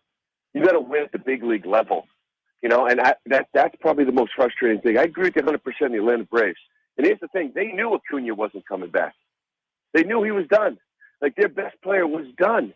Sirak wasn't going to return to the rotation. Hope, the dream of him coming back to the rotation wasn't going to happen, kind of like Chris Sale. I remember last year when the Braves went on that deadline spree and kind of brought in the Jock Peterson tops. They knew everybody, these guys are coming back. And people were saying, why are they doing this? You know what I mean? They lost a bunch of players, like, through injuries that they're not getting back. Why would they go and spend some pieces? They won the World Series. So I remember last year when they did that, I was like, this is something that everybody's going to be talking about in a year from now if they think their team is out of it. And that's exactly what you're doing here in Boston. Lou, quick transition. Training camp's about to open up. We ask a simple question sometimes of our audience. What do you think of your team compared to last year? Same, better, or worse type of scenario. I know the Patriots won 10 games. I know they made the playoffs. Lou, I got to admit, I think they got no better than the third best roster in that division. The AFC is loaded. I don't look at the Patriots as a playoff team this year. How do you look at them? No, I don't either. I mean, I think they got worse. If you can ask me how they got, I mean, this has been what's the defense look like? Who are they going to stop? I mean, last year's team, Buffalo didn't punt the last 2 times they played them. Like, literally did not punt once, and now you don't have J.C. Jackson. You had Steph Gilmore back there for years. You brought in Malcolm Butler, who retired 2 years ago because he was off in Tennessee and didn't play football last year. And he's a starting corner. So I don't, defensively, I don't know where they are. A bad defense compared to what we see maybe around here recently. And offensively, it's an unknown. And really, I go back to the coaching staff. You can't lose Josh McDaniels and say, hey, go Judge, Matt Patricia, you're now the offensive coordinator to work with the second-year quarterback. I mean, that's probably one of the bigger stories up here, to be honest with you, in Boston, how that coaching staff is going to help this second-year quarterback. And who is it? And then that's, it's $1 million question, Luke, because obviously Mac Jones was pretty decent last year, and it looks like he's on, a lot of folks think he's on the rise, but you start taking coaches and switching staffs, I don't know how you can get improvement out of this guy this year. Yeah, and like you said, he was good. He had a really good year. He's the best rookie. We all know that. You know, but we take the rookie name out of it. Is he an elite quarterback? We don't know. And the problem is, we people up here kind of want to find out. And I don't know if you can, with like the coaching staff. So it's going to be a big discussion, I think, all year long, trying to figure out who exactly is helping out this kid during his sophomore year. Well, and Lou, a final thing for me is, for the longest time, the Patriots always had, besides obviously a quarterback, but they would have weapons on both sides of the ball, whether it was Gronk on offense or it was, a shutdown corner in which you're like, listen, we can't go near this guy. Honestly, when I look at the entire Patriots roster, I don't know if there's a player, maybe Judon, the pass rusher, maybe that other teams look at this roster and go, well, we can't let this guy beat me. I mean, I think they did last year was a bit of a smoke and mirrors job. Yeah, I thought it was fun. About a week or two ago, there's a lot of people in town doing ranking the Patriots roster, right, 1 through 87, because they're bored, right? Because why would you rank 87 guys? But they're bored. So the funny part is that everybody had a different top 5. Like everybody had 3 or 4 names that were omitted in another person's list on the top 10 players on the roster. And the point is, they don't have elite talent. Like Judon was maybe the number 1 player in the team. He's a guy that was a ghost the last 5 or 6 weeks. You don't even know who he is. One guy had Nick Folk as the second best player in the roster. So that's the point. If you guys, you can even think about it and do it and say, okay, who are the best players? Rank them 1 through 10 in this roster. And I guarantee you'll each have a different number. And that's never been the case, right? There's always been elite talent. And even the top 2 or 3 best players in this team, they're not elite. They're just good players. So it's really a talent issue, too. Lou, thanks for agreeing to do this. We appreciate it. Continued success on EEI, and hopefully we can talk maybe in and around the deadline. You got it. Anytime. Good talking to you guys. Lou Merloni played for the Sox for quite a while. He's been doing sports talk in the Boston area for longer than that. EEI on the radio, NBC Sports Boston on television. Follow him on Twitter at Lou Merloni. We literally have had Lou on our show 50 times over the years. Mm-hmm. I don't know if I've ever heard him with that much of a negative tone, if you know what I mean. Sox aren't spending any money. They're all banged up, and the owner wants to build a minor league franchise, and there's no talent on the Patriots. Besides that, Mrs. Lincoln, how was the play? But J.D. Martinez is a free agent at the end of the year. I believe he can be. If Bogarts is. They're hitting 302 and 316. Devers is hitting 324. I mean, you got Trevor Story, and then they signed Story, and I think they told them, you'll play second base this year. We're going to lose Bogarts. You're going to move over to short, which is where you really want to play beginning in 2023. Okay. Well, then to me, I mean, if you're not bringing Bogarts back, then you got to deal him. Either that or you need to make moves to try to do as well as you can this year while you have him, right? Yes. It is interesting. They say in certain cities you can't rebuild. And I've never believed that. Ever. I think fans, doesn't matter, like they're rebuilding in San Antonio. I mean, think about it. There's a generation of sports fans. Spurs were championship contenders for 20 years. Well, now they're rebuilding. Spurs fans are fine with it. They know the story. They get it. But to me, I think you got to tell your fan base what you're doing. And I could see right now being a Red Sox fan going, what the hell are we doing? But they were a playoff team last week. Yes, and they were a playoff team last year. I mean, didn't they make it to the LCS last year? Beat the Yankees and the Rays, right? Last year? Right. Yeah, man, lost to the Astros in the LCS, right? Am I missing something? I mean, that was without Sale. And I don't necessarily believe Lou in that he's done for the year. I think if you have a stretch run, he could definitely be back. Yeah, I could see 6 to 8 weeks with the broken pinky. I could see him back in the bullpen in mid-September. Now, maybe not. He's having surgery today. There's talk that maybe they'll put a pin in it. I don't know. I'm not a doctor. But, I mean, you got 11 weeks left in the season. Can he come back? I'd like to think he can. He'll try. I mean, we know Chris. We know he'll try. But, I mean, there are some people who don't think the Jets are going to finish last. Who think the Patriots are going to finish last? Well, that's just it. Somebody then has to be fourth. I will say this. I think the Jets are finishing last. But if they don't finish last, then the Patriots will. I would agree with that, but the Jets are going to finish last. Yeah. I'm not. No, I'm not either. I know they had a really nice draft. Yeah. Oh, great. But these guys have to learn how to play in the National Football League first. And we have no idea if the quarterback can play. Well, he can play. I just don't know about football. Right. I mean, there's no doubt he can play. Right. I mean, he's got that dog in him, David. Certain wins don't count, though, in the standings, Mark. At least not the NFL standings. Okay. Right. I mean, maybe on the fantasy football standings, but, He's had more fantasies. By the way, already. Did you see his mom? All right. Had a little house party. All right. And literally took the phone and turned it on a couple of her friends and basically was like, so did you sleep with my son? No. Did another one. Did you sleep with my son? No. Okay. I mean, wow. It was funny. She was like, oh, by the way, no. And the friend was like, no. Oh, now that's a sense of humor right there. I don't know what choice she has. Well, you could not do anything. You could keep a low profile. Instead, she addressed the issue head on, Mark. I really want him to be good. Makes this story so much better. I'll tell you what, it really would be the first quarterback since Namath. Miller and Moulton. Broadway Joe's licking his chops about this guy. I love this guy. Right here on the Florida Sports Network.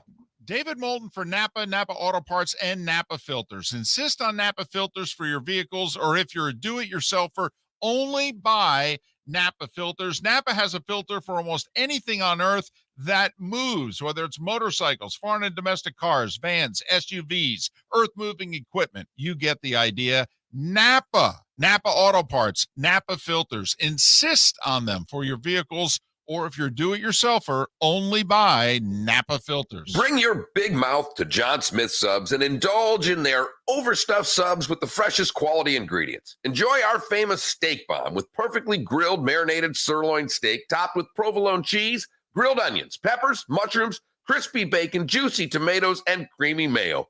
Boom! Made-to-order crispy fries can be paired with the Gator, the Cuban, the Chicken Bomb, or the Italian. Love local. Eat delicious with John Smith Subs. Find a John Smith Subs location near you today. Mark Miller for SWFL Golf Carts, or online, flgolfcarts.com. If you're looking for a golf cart, an e-bike, or an e-motorcycle, go visit Alex and the gang at SWFL Golf Carts. flgolfcarts.com online.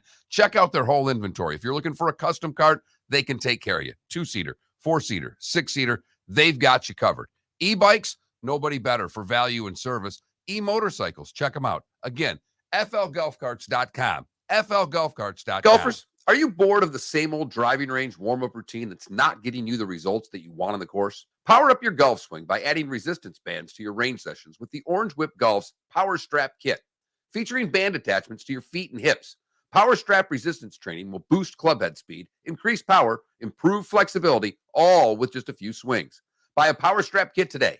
Go to orangewhipgolf.com and use code Miller10 to receive an additional 10% off the already great price of $119. David Moulton for Napa Auto Parts, and Napa Filters. Insist on Napa filters for your vehicles, or if you're a do-it-yourselfer, only buy Napa filters. Napa has a filter for almost anything on earth that moves, whether it's motorcycles, foreign and domestic cars, vans, SUVs, earth-moving equipment. You get the idea. Napa Auto Parts, Napa filters. Insist on them for your vehicles, or if you're do-it-yourselfer, only buy Napa filters. Mark Miller for SWFL Golf Carts, or online, flgolfcarts.com. If you're looking for a golf cart, an e-bike, or an e-motorcycle, go visit Alex and the gang at SWFL Golf Carts. flgolfcarts.com online. Check out their whole inventory. If you're looking for a custom cart, they can take care of you. 2-seater, 4-seater, 6-seater, they've got you covered.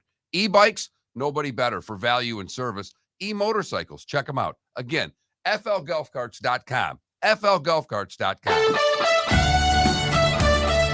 You are listening to Miller and Moulton on the Florida Sports Network.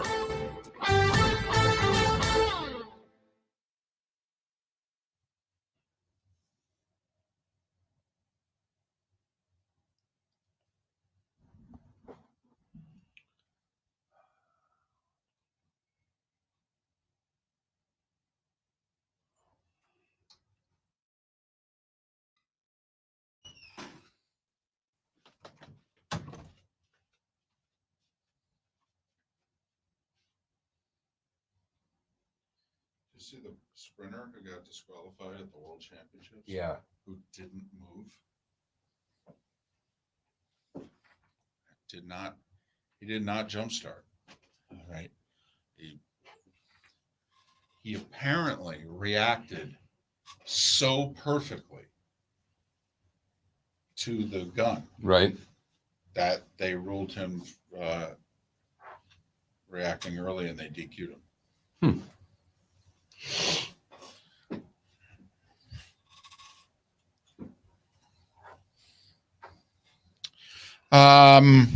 Yeah. Delonte West was the rumored player.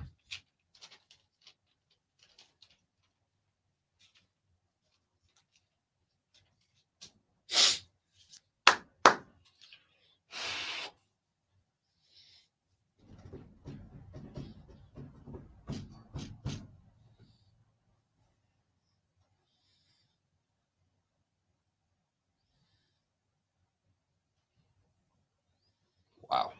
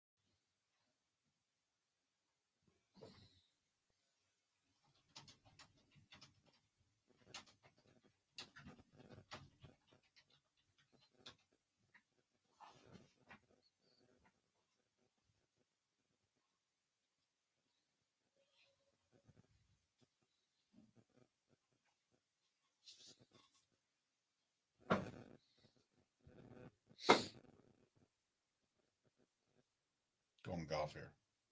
I got something for you. Okay.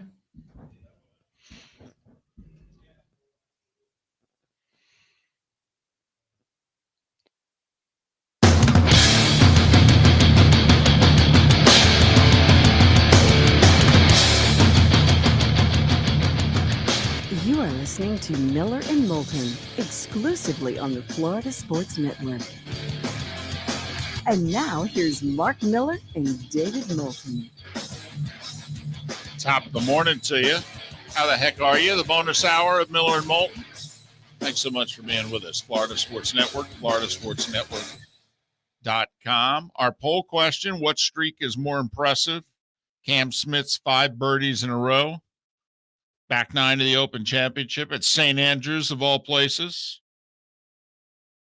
for his come-from-behind win. or the Mariners, 14 wins in a row heading into the All-Star break. A lot more golf fans than baseball fans, that's for sure. As Swamp Buggy Guy says in the Twitch chat room, Cam Smith won a claret jug. What did the Mariners win?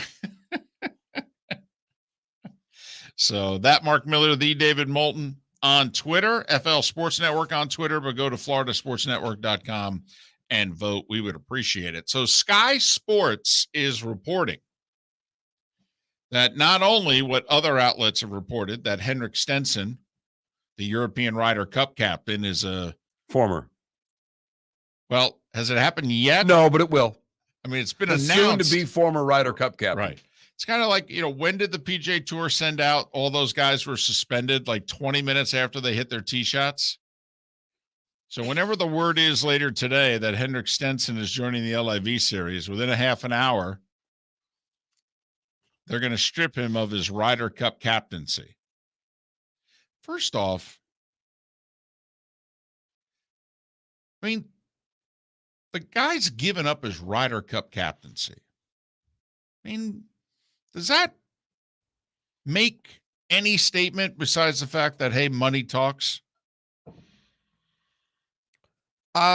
Especially, come on, Mark, Europe. They've No, said, David, I'm not being flippant about this because you know how little I think a Ryder Cup captain has to do with the job. But I also understand what an honor it is to be named the Ryder Cup captain for these guys, particularly the Europeans. well, yeah, I mean, they have not been shy in saying for 35 years, this thing means more to us than it means to them.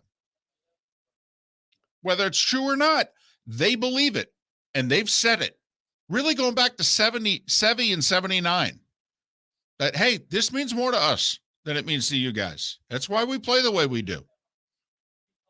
So that one, in and of itself, is mind-boggling to me because he could literally just, well, it's a year and a half. I mean, if it was this year, I'm sure he would have just waited it out and told Norman, yeah, I'll be with you mid-September, if you know what I mean.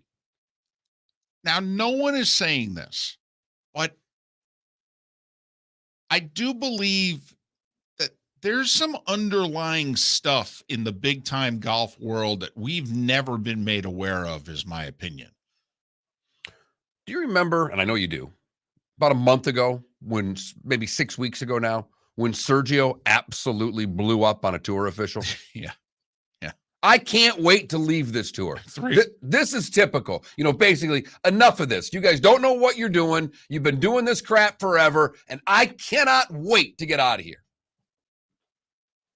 That was before he ever announced. I mean, that was his tip of his cap. He let us all know on whatever fairway that was. It was late May, so it was 2 months ago. And it was because he had hit a drive over some water. In order to find his ball, he had to cross a water hazard. They started the clock on him before he had crossed the water hazard and got anywhere near to where his ball was.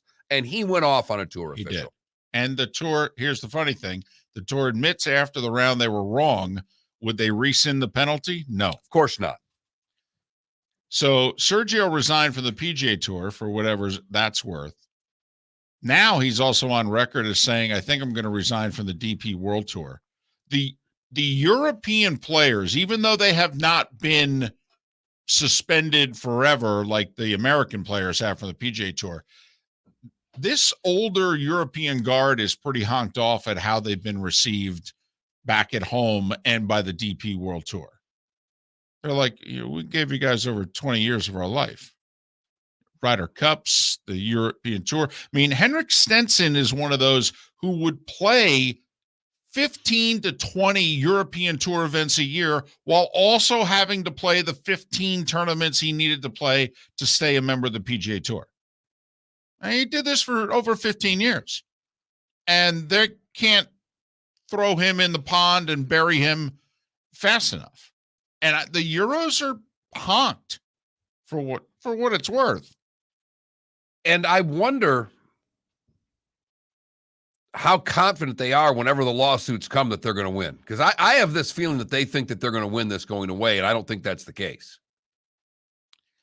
So it's a done deal with Stenson. It hasn't been announced officially, but I mean, word was out 10 minutes after he missed the cut by a shot. Sky Sports is also reporting that Open champion Cam Smith is going.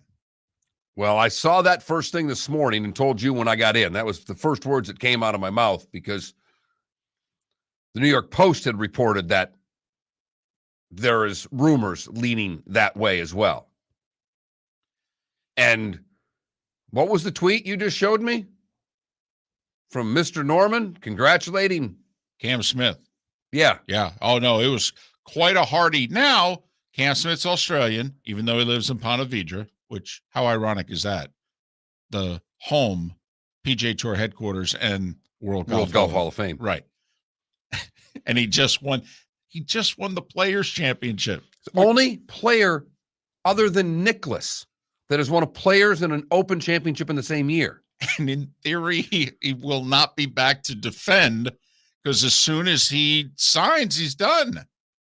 Not with the British. No. I meant the Players. Yeah. With the oh, yeah. Right. So now there are others, and I don't normally do this because, first off, what do you think the significance is if the Sky Sports report is true that Cam Smith? Oh, that's really significant. That's another really good now you've got another young player on the tour. And obviously major champion and current major champion. You know, this isn't Dustin Johnson from 2020 Masters or, and now granted, Phil won the 2021 PGA, but he's 52 and we all think he's done. Yeah. This is a current guy.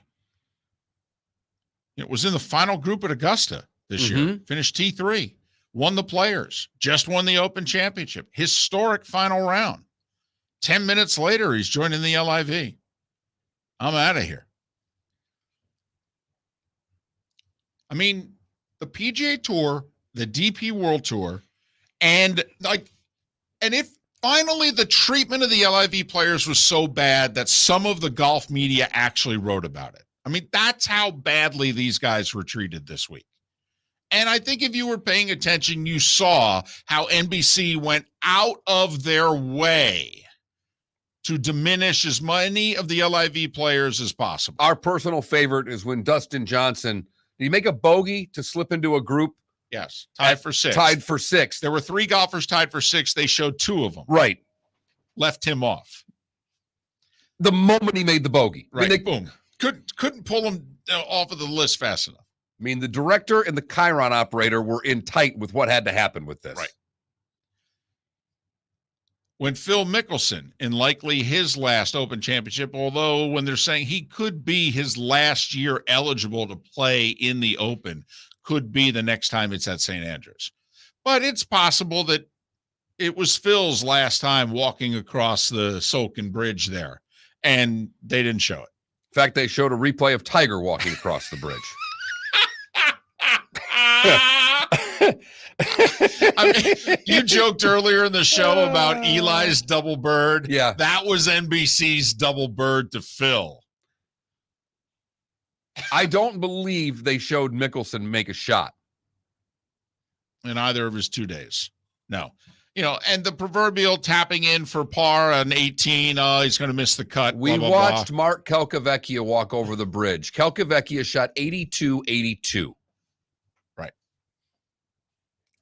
They not only watched him walk over the bridge, they stood there as he took the photo. Then his wife, who was his caddy, came up on the bridge. They showed the photo of the 2 of them. They showed him walk off the bridge. They gave him at least 2 minutes of airtime.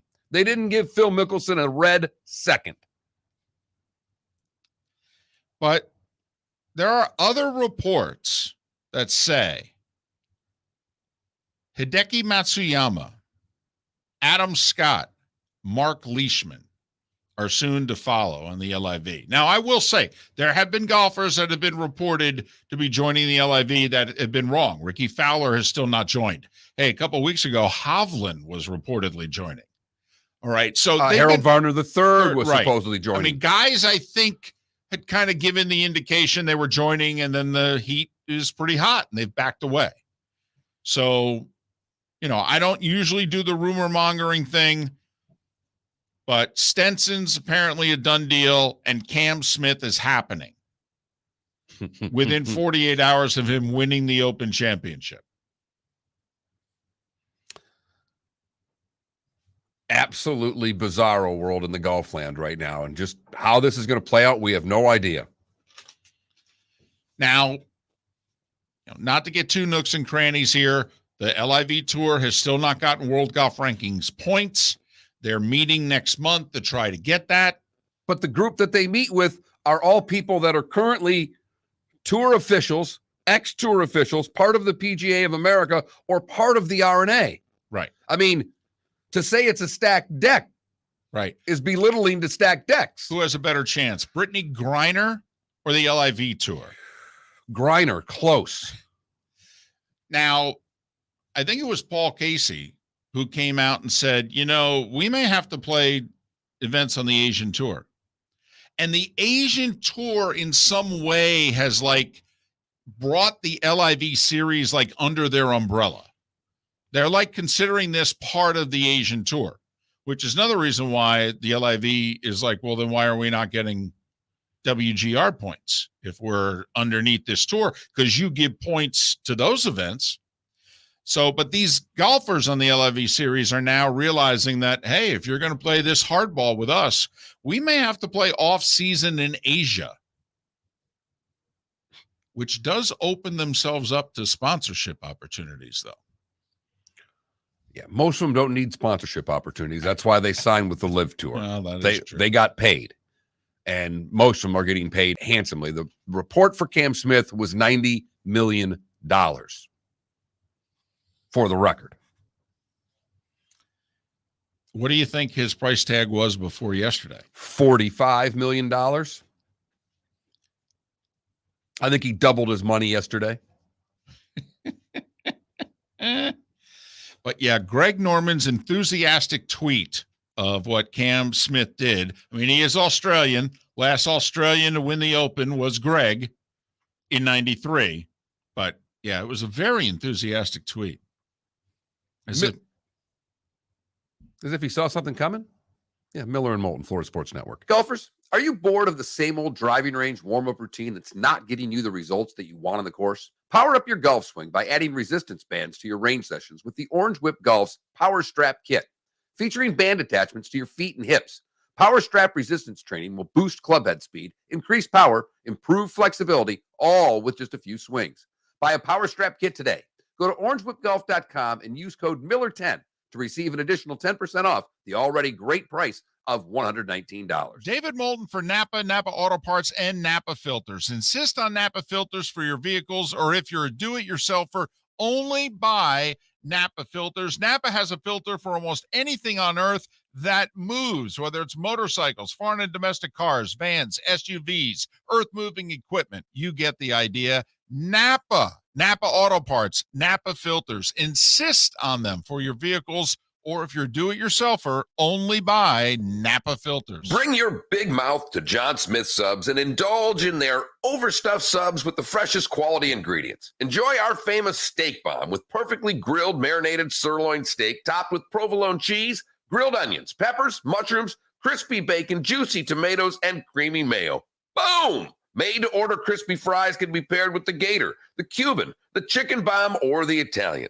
Love local. Eat delicious with John Smith Subs. Find a John Smith Subs location near you today. Mark Miller for SWFL Golf Carts, or online, flgolfcarts.com. If you're looking for a golf cart, an e-bike, or an e-motorcycle, go visit Alex and the gang at SWFL Golf Carts. flgolfcarts.com online. Check out their whole inventory. If you're looking for a custom cart, they can take care of you. 2-seater, 4-seater, 6-seater, they've got you covered.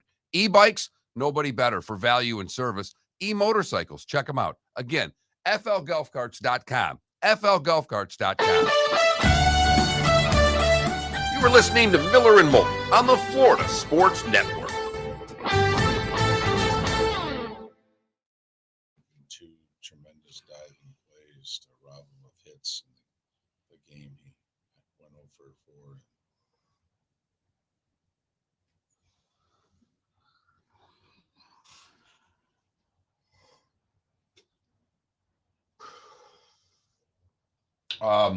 I am going to be taking, I'll give you, I'll just print and email you the things, but I'm going to be moving money from our joint account to my account for the StreamYard thing I had to buy. and the books. It's about almost $500 for all this internet stuff. I did it like 3 months ago, but we didn't have enough money in the account to pay me back. When we had to get off this shit from Landry, when we quit using his,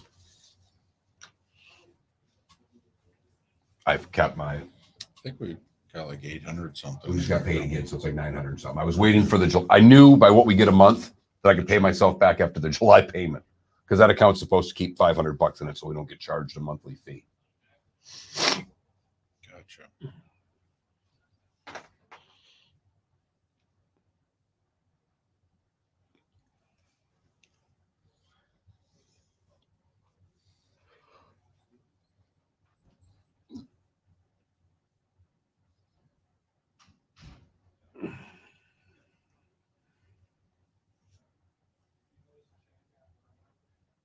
Oh my God. What? Their question there.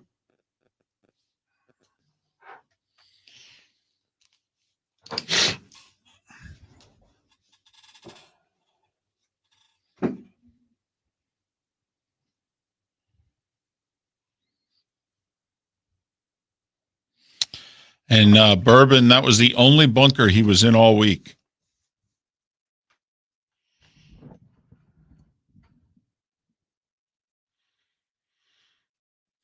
I think the Matsuyama signing would be huge. Yes. For the part of the world. Yeah. You know, because they're thinking not just North America. No, I know. I always felt that Matsuyama was one of the guys that the PGA would want to keep the tightest. Why? Problem is they can't offer, Right. They don't play the salary game. Well, Mark, I mean, he was a Japanese player who won the Masters. I mean, he broke barriers, kind of.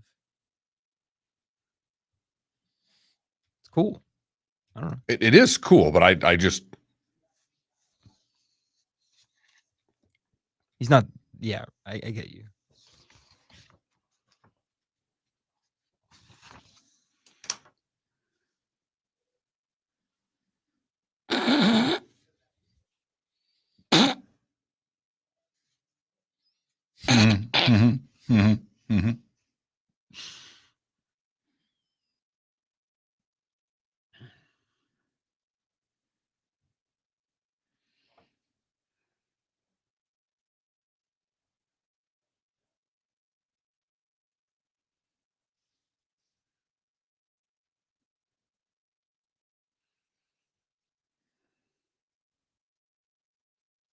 Yeah, the Rory bunker shot was one of those. I was by myself and I was screaming.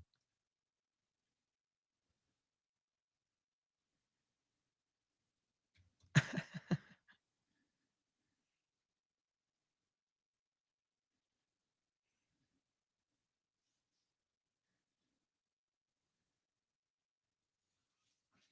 mean, Mark, he's now the second ranked golfer in the world because they update the World Golf Rankings on Monday morning. Yeah, he's ahead of Rory. Only Scotty Scheffler's ahead of Cam Smith.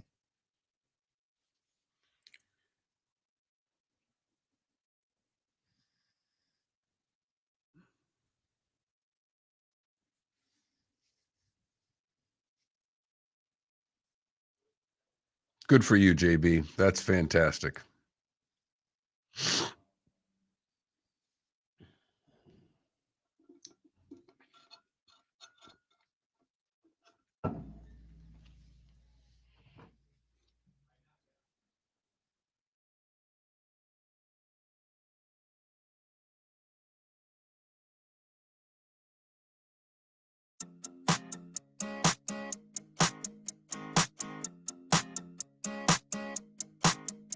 You're listening to Miller and Moulton, exclusively on the Florida Sports Network. 21 minutes past the hour. Miller and Moulton, Florida Sports Network, floridasportsnetwork.com. Just to put a exclamation point on that conversation we were having, Cam Smith is now the second-ranked golfer in the world, ahead of Rory. technically. Now, you know my thoughts about the World Golf Rankings. I think they're a joke. But Scheffler's 1, Cam Smith 2, Rory 3. Rory had top 10s in all 4 majors. Obviously didn't win one. But Patrick Cantlay 4, by the way. John Rahm 5. JT 7. Well, if he's number 2, he'll stay up there long enough probably to get through the, he's already in all the majors by winning next year. So right. That's the good news. You win a major. I mean, I believe you get damn near lifetime, but until at least age 60, you can play in the Open and the Masters and PGA. I think might even let you do it for life. But, for their own. See, I right. thought in the tournament that you win. Right. Not in all of them. No, you get a 5-year exemption Correct. in the other 3 majors. Correct. So, and since this is the last major of 2022, I mean, think of Cam Smith. 23, 24, 25, 26, 27. He gets to play in the Masters, the PGA, and the U.S. Open. There's not a damn thing they can do about it unless they're going to change their rules.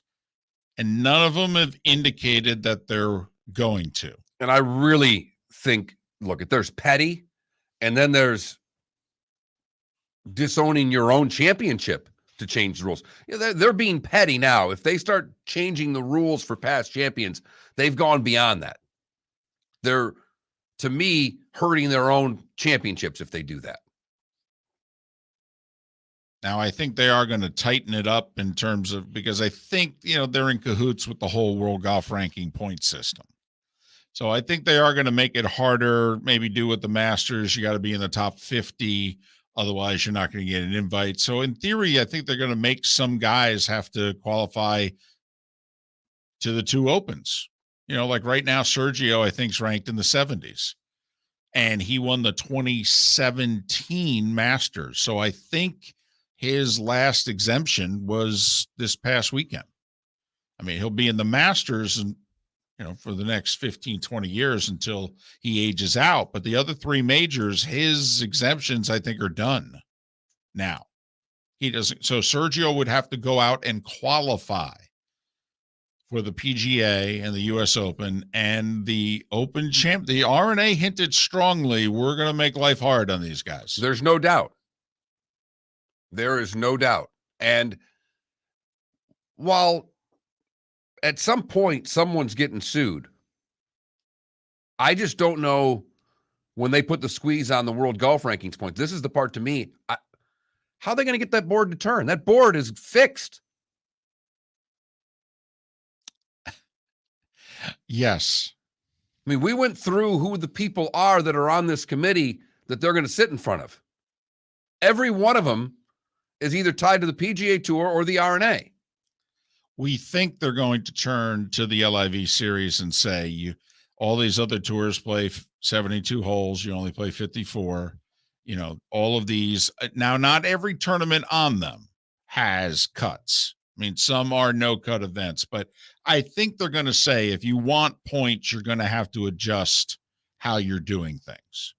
So if you're saying you're not going to adjust, then the answer is no.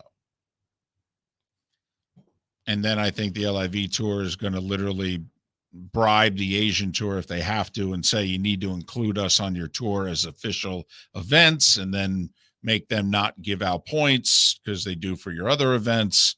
It could get very ugly here. But Cam Smith, rumors are that he is leaving after winning the Open Championship for the Live Golf Tour. From 0 to 100%, how much blame is too strong a word, but how much was Rory's performance yesterday responsible for him not winning? From 0 to 100%. Oh, in the 45, 50% range. Oh, really? Yeah. And I said this before. Because of how this was set up, Rory was right behind Cam Smith. Watched every birdie. Was well aware of what the leaderboard was and was unable to hit the shots necessary. I thought he played very safe all day long. There were pins that you could go after. He did not. He played everything to the safe side. And I thought that as much as Cam won that, Rory had opportunities and just didn't deliver yesterday, didn't hit the shots. As Ron Sirak pointed out, missed some putts early in his first, 5-6 holes there, where he never was able to make a birdie when he got a couple of good opportunities and then never hit the ball close to the hole after that. Lag putted terrifically. I only said 10%. I think he got beat. I think sometimes we look to hand out too much blame. I was 10%. He got beat. He threw 18 under on the board, which would have won all but like 3 or 4 majors. I got you, but not that major. We knew, David, we said what the number was going to be on Wednesday. We did. He knew he had to think going in to Sunday that I better shoot 4 under and get to 20. I will say before he teed off, there were 265s that were posted. And oftentimes the guys that were playing late in the afternoon just take a look and go, hey, what's the low round this morning? And somebody tells them and goes, oh, so that's out there. So then if you're Rory, in theory, I mean, assuming you're, hey, I'll worry about Hovland, I'm tied with him. But I'm really thinking about the guys who are at 12, 11, and 10 under. What's the round that's out there that they can shoot? Well, if 65 was out there, then in theory, if you're Rory, you're like, well, then I better at least get to 69. I'm in a playoff. And if he birdied 18, he would have shot 69. Right. Let the par 5 get away from him on the backside. Right. So, had a as scary as it is, as hard as the 17th is, he had a very makeable birdie putt. Hit 2 terrific shots. Yes. His best approach shot of the entire back 9 was on 17 and missed that putt. And also, it was not his best effort either. That was not a putt that went 2 feet by and burned an edge. That was a putt that barely got to the hole and missed low. Was in great position on 9. Didn't get up and down from the right side of the green. Didn't get 12. Didn't birdie 14, the par 5 on the back. I gave it 10%. Maybe you're talking me into 15. But, he did get beat. And I think it's much more of a tip of the hat to the Cams, Smith and Young, who beat him. Shot 64, 65, passed him. The sprinter coming around the last turn thinking I got this thing won. And all of a sudden, as the sprinters are running by you, you can't pick up your speed in time and catch back up. Very good point by you, though. It was happening right in front of him. Watched every birdie that he made. Could see nearly every one of them. The play was deathly slow. They're standing on tees watching. Although, was there any noise made when the Cams made birdies? It seemed as if the crowd was only rooting for Rory. More groans. Right. Who was more in the tank for Rory, the crowd or NBC? NBC. NBC. Don't kid yourself. As much as that crowd was rooting for him, NBC was rooting harder. And yes, Roy did 2-putt every single green. When you take more putts than shots. Am I working you to 20% yet? I think I'm yes, I'm at 20. But I won't go higher than 25. Good, bad, and ugly. What's on tap today was the day when all coming up. Golfers, are you bored of the same old driving range warm-up routine that's not getting you the results that you want on the course? Power up your golf swing by adding resistance bands to your range sessions with the Orange Whip Golf's Power Strap Kit. Featuring band attachments to your feet and hips, Power Strap resistance training will boost clubhead speed, increase power, improve flexibility, all with just a few swings. Buy a Power Strap kit today.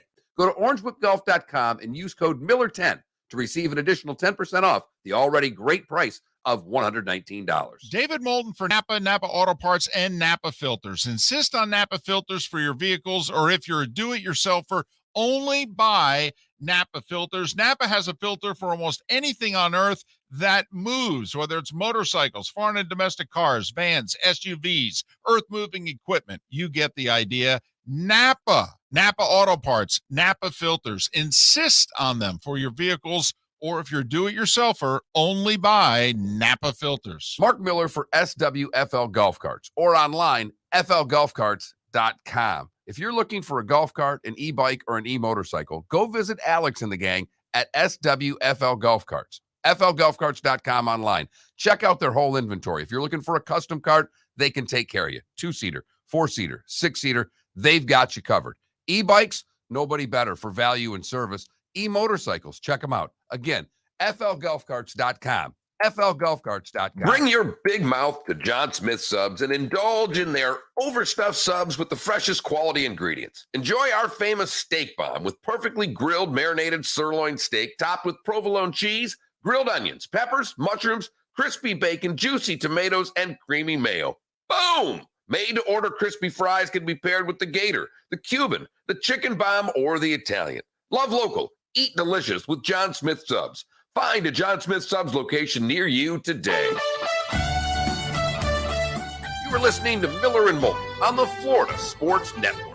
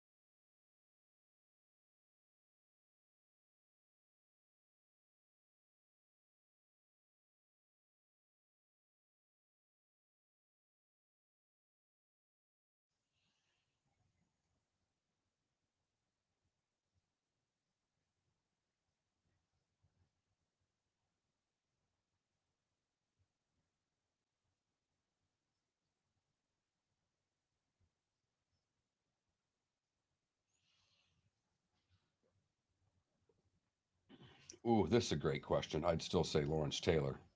Mike Farrell, you can start your defense with only one of these players.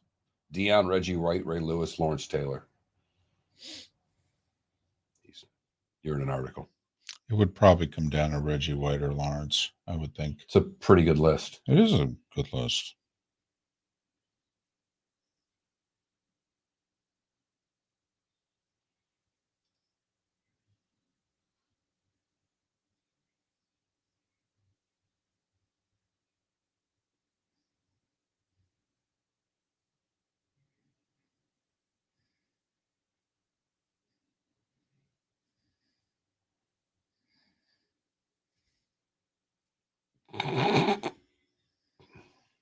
Brandon Marcello's got a thing on Twitter. He says SEC pushing its new partnership with Bush's as the official beans of the conference at SEC Media Days. They got that dog there. He's like, oh boy. If this just makes sense since talking season is mostly hot air. Nice.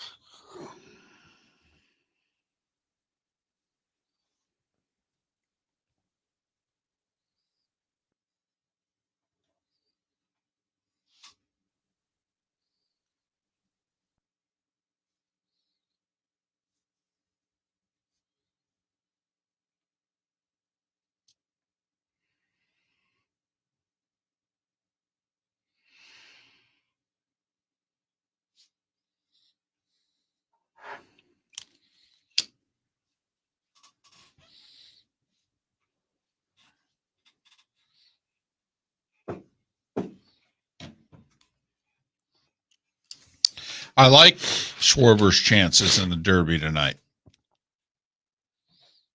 A lot.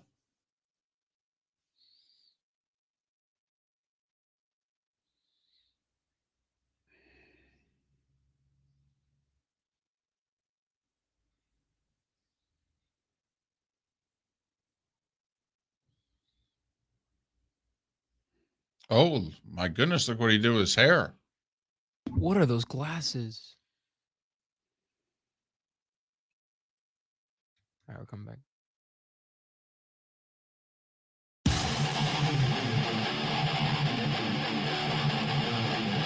You're listening to Miller and Moulton, exclusively on the Florida Sports Network.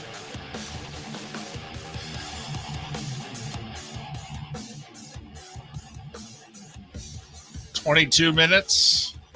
So we're out of here on this Monday. 40 days away from week 0 of the college football season. 45 days away from week 1 of the college season. 52 days away from Bills and Rams kicking off the NFL season. Rookies reporting today for the Bills and the Raiders. Dolphins rookies report tomorrow. Hall of Fame game is 17 days away between the Raiders and the Jags. That's if, those of you are, having an itch, especially, Mark, these next 2-3 days. And you got Bupkis, zip, zilch. Got a home run derby and an all-star game. And they played everything early. There wasn't even Sunday Night Baseball last night. They had the draft last night. Right. Literally, my wife said to me, so what do you have to watch tonight? I said, nothing. Nothing. No. In fact, I don't have to watch anything for a few days. Last thing going on was NASCAR, right? Basically. Yeah, and that was a, 3 o'clock start or something like that? So I was surprised you said you didn't like that track because what I watched, there was a lot of passing. And I know you don't like when there's no passing, and there was a lot of passing yesterday. Well, I will say they redid the bottom of it from what they said. They've done a lot of work on the track. I probably now have to start changing my tune. It's kind of, Homestead originally was a 1.5 groove track, and there wasn't a ton of passing there either. They found that low groove yesterday, and drivers were taking advantage, David. Well, New Hampshire was very much Formula One, Mark. Followed the leader. I duck after I say things like that for fear of getting things thrown at me. I know. Well, I love it when you channel your inner gearhead. You do it for a couple sentences and then you try not to laugh into the microphone. I appreciate that. I do. I appreciate that. But you're right. I should probably give New Hampshire now another look. They have finally fixed the damn track so that you can race side by side. And they did, because Chase Elliott was near the lead, went way back, raced his way up front. So it was a lot of passing. I thought it was actually entertaining. That's why when you said that, I was a little taken aback because I don't watch a lot of racing. I'm like, well, usually you hate races when there's no passing. There was lots of passing at this track yesterday. You're right. Finally, they fixed it. So I owe New Hampshire. You guys have owed us an apology for a generation, but I owe you an apology for yesterday. There is one thing to bet on, though. You can bet on the home run derby. I mean, you've got many opportunities to bet, actually. You got head-to-head and the whole thing. Bunch right. of head-to-heads. Right. You got 7 head-to-heads. I mean, come on. So just saying, there's a gambling opportunity tonight. It's time for someone to take back this segment, if for no other reason than to stop David from talking about Meghan and Harry. Here's Mark Miller with Today Was the Day When. Today in 1921, David, in Detroit at Navin Field, Babe Ruth would hit a 575-foot home run that would get him to 139 and make him the all-time home run leader in Major League Baseball. Well, he would go on to hit 575 more. 1927, Ty Cobb gets to 4,000 hits today. Today in 42 in Jersey, David, the first legal horse race in 50 years at the Garden State Park track. 51, Jersey Joe Walcott at 37 becomes the oldest to win the heavyweight championships. 59, Bill Wright becomes the first African-American to win a major golf tournament. He won the U.S. Am Pub Links. Love this one in 62, David. Bob Allison and Harmon Killebrew both hit Grand Slam home runs in the first inning, as the Twins would get a club record 11-run first inning. In 69, Joe Namath, was Bachelor's 3 his bar? Yes, He sold his interest in Bachelor's 3 in order to stay in the NFL. correct. Pete Rozelle sat him down and said, "We love you, but we think it's mob connected, and you need to get rid of this thing." 1970, Willie Mays becomes the 10th to get 3,000 hits. 10 years later, Billy Joel's Glass Houses would be the #1 album in the land. 1982, Watson wins his 4th Open at Royal Troon. He would repeat the next year, and that would be his last 88, Seve would win his 3rd. and final major. 3rd Open, 5th major. 93, this guy named Norman would shoot 64 on his final round to win his 2nd Open title. Considered by many, I mean, Stenson shot 63 6 years ago. Norman missed a 2-footer on 17 in shooting that 64. Was that at Royal St. George's? Yes. And there are many people who think that that was the best final round in the history of that championship, even though Stenson beat the mark by 1 6 years ago. St. George is very tight. The ball striking has to be incredible on that course. And he came from behind also. He chased down Faldo and Longer and a couple of others to win. In 99, Paul Lawrie wins his only major when John Van de Velde Unbelievable. triple bogeys the last hole, in which his caddy should be beaten for that. Especially after that tee shot found land. I mean, the tee shot should have been in the water. Right. It landed on that little island surrounded by the creek on both sides. And at that point, you literally just hand him a 9-iron and you say, hit this twice. Unbelievable. 04 at Royal Troon, Todd Hamilton wins his only major, defeating Ernie Els. And it was a year ago that Colin Morikawa wins at Royal St. George. And I think Hamilton was the year after Ben Curtis won. Man, we had back-to-back. Yeah. 03, 04, it was like, my goodness, who's winning this thing? Those born today that are no longer with us: Machine Gun Kelly, Nelson Mandela, John Glenn, Hunter S. Thompson, and Calvin Pete. I don't know if I can get a more different group than that gang right there. Those that are still with us: Dick Button, the figure skater, is 93 years old today. Martha Reeves from Martha and the Vandellas, she is 81 years old today. Richard Branson is 72. Nick Faldo is 65. Vin Diesel's 55. Penny Hardaway's 51. Torrey Hunter is 47. And Canelo Alvarez is 32. And that, David, is today was the day when. Sir Nick, about a month away from being done, being retired. I got 3. Go for it. So today, 14 years ago, The Dark Knight released. A lot of people say it's the best superhero movie of all time. A lot of people say it's the best movie of all time. That's going a little far. Yeah, it is a stretch. Bam Adebayo was born today also. And How old today is in he? 2000. Hold on. How old is he? He's 24. Okay. And today in 2000, I arrived. Today's your birthday? Today is my birthday. 22. Happy I'm birthday. 22. Yeah. Man, wish we'd have known. We'd have done something different. I mean, we would have gotten you blue Crocs instead of the pink ones you're wearing. Yeah, you'd have got them, well, you know. Something. You've heard folks elsewhere mock Florida is gonna Florida. Well, Mark Miller sees it differently. He calls it the good, the bad, and the ugly. What you got, Mark? For the good today, we go to San Diego, David, where Adrian Rodriguez found a green handbag in Ralph's parking lot.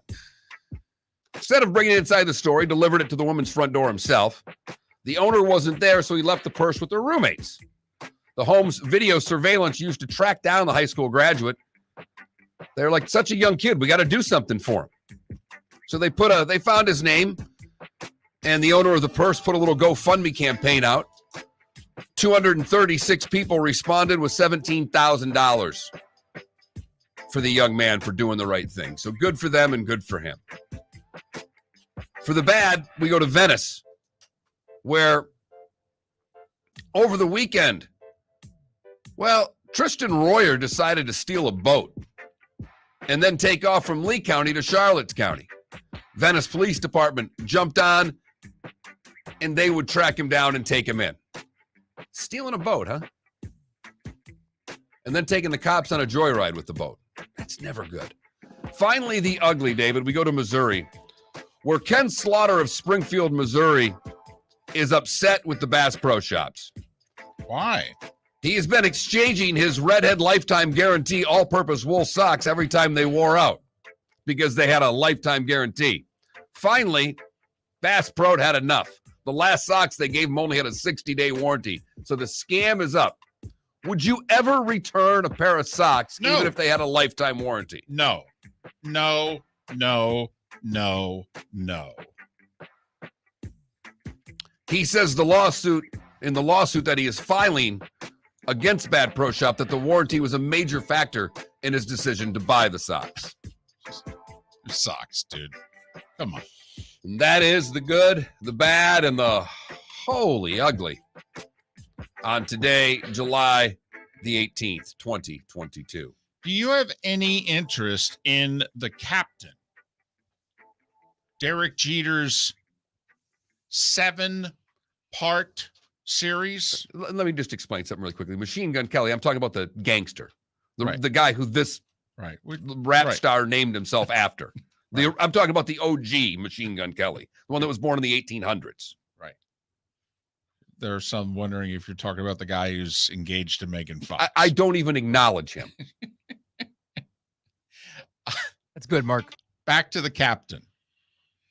7-part, which I must admit seems a few too many, and I'm a Jeter fan, so I am curious for a guy who said nothing for his glorious career. Now, 7 hours of television, This is going to be compelling. It's gotten terrific reviews from those who have been shown episodes of it.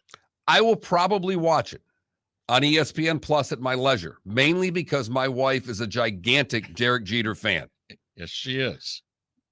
And this is an easy way for me to watch a sports documentary with my wife of something she likes. She loved Jordan. We watched the whole Jordan thing together.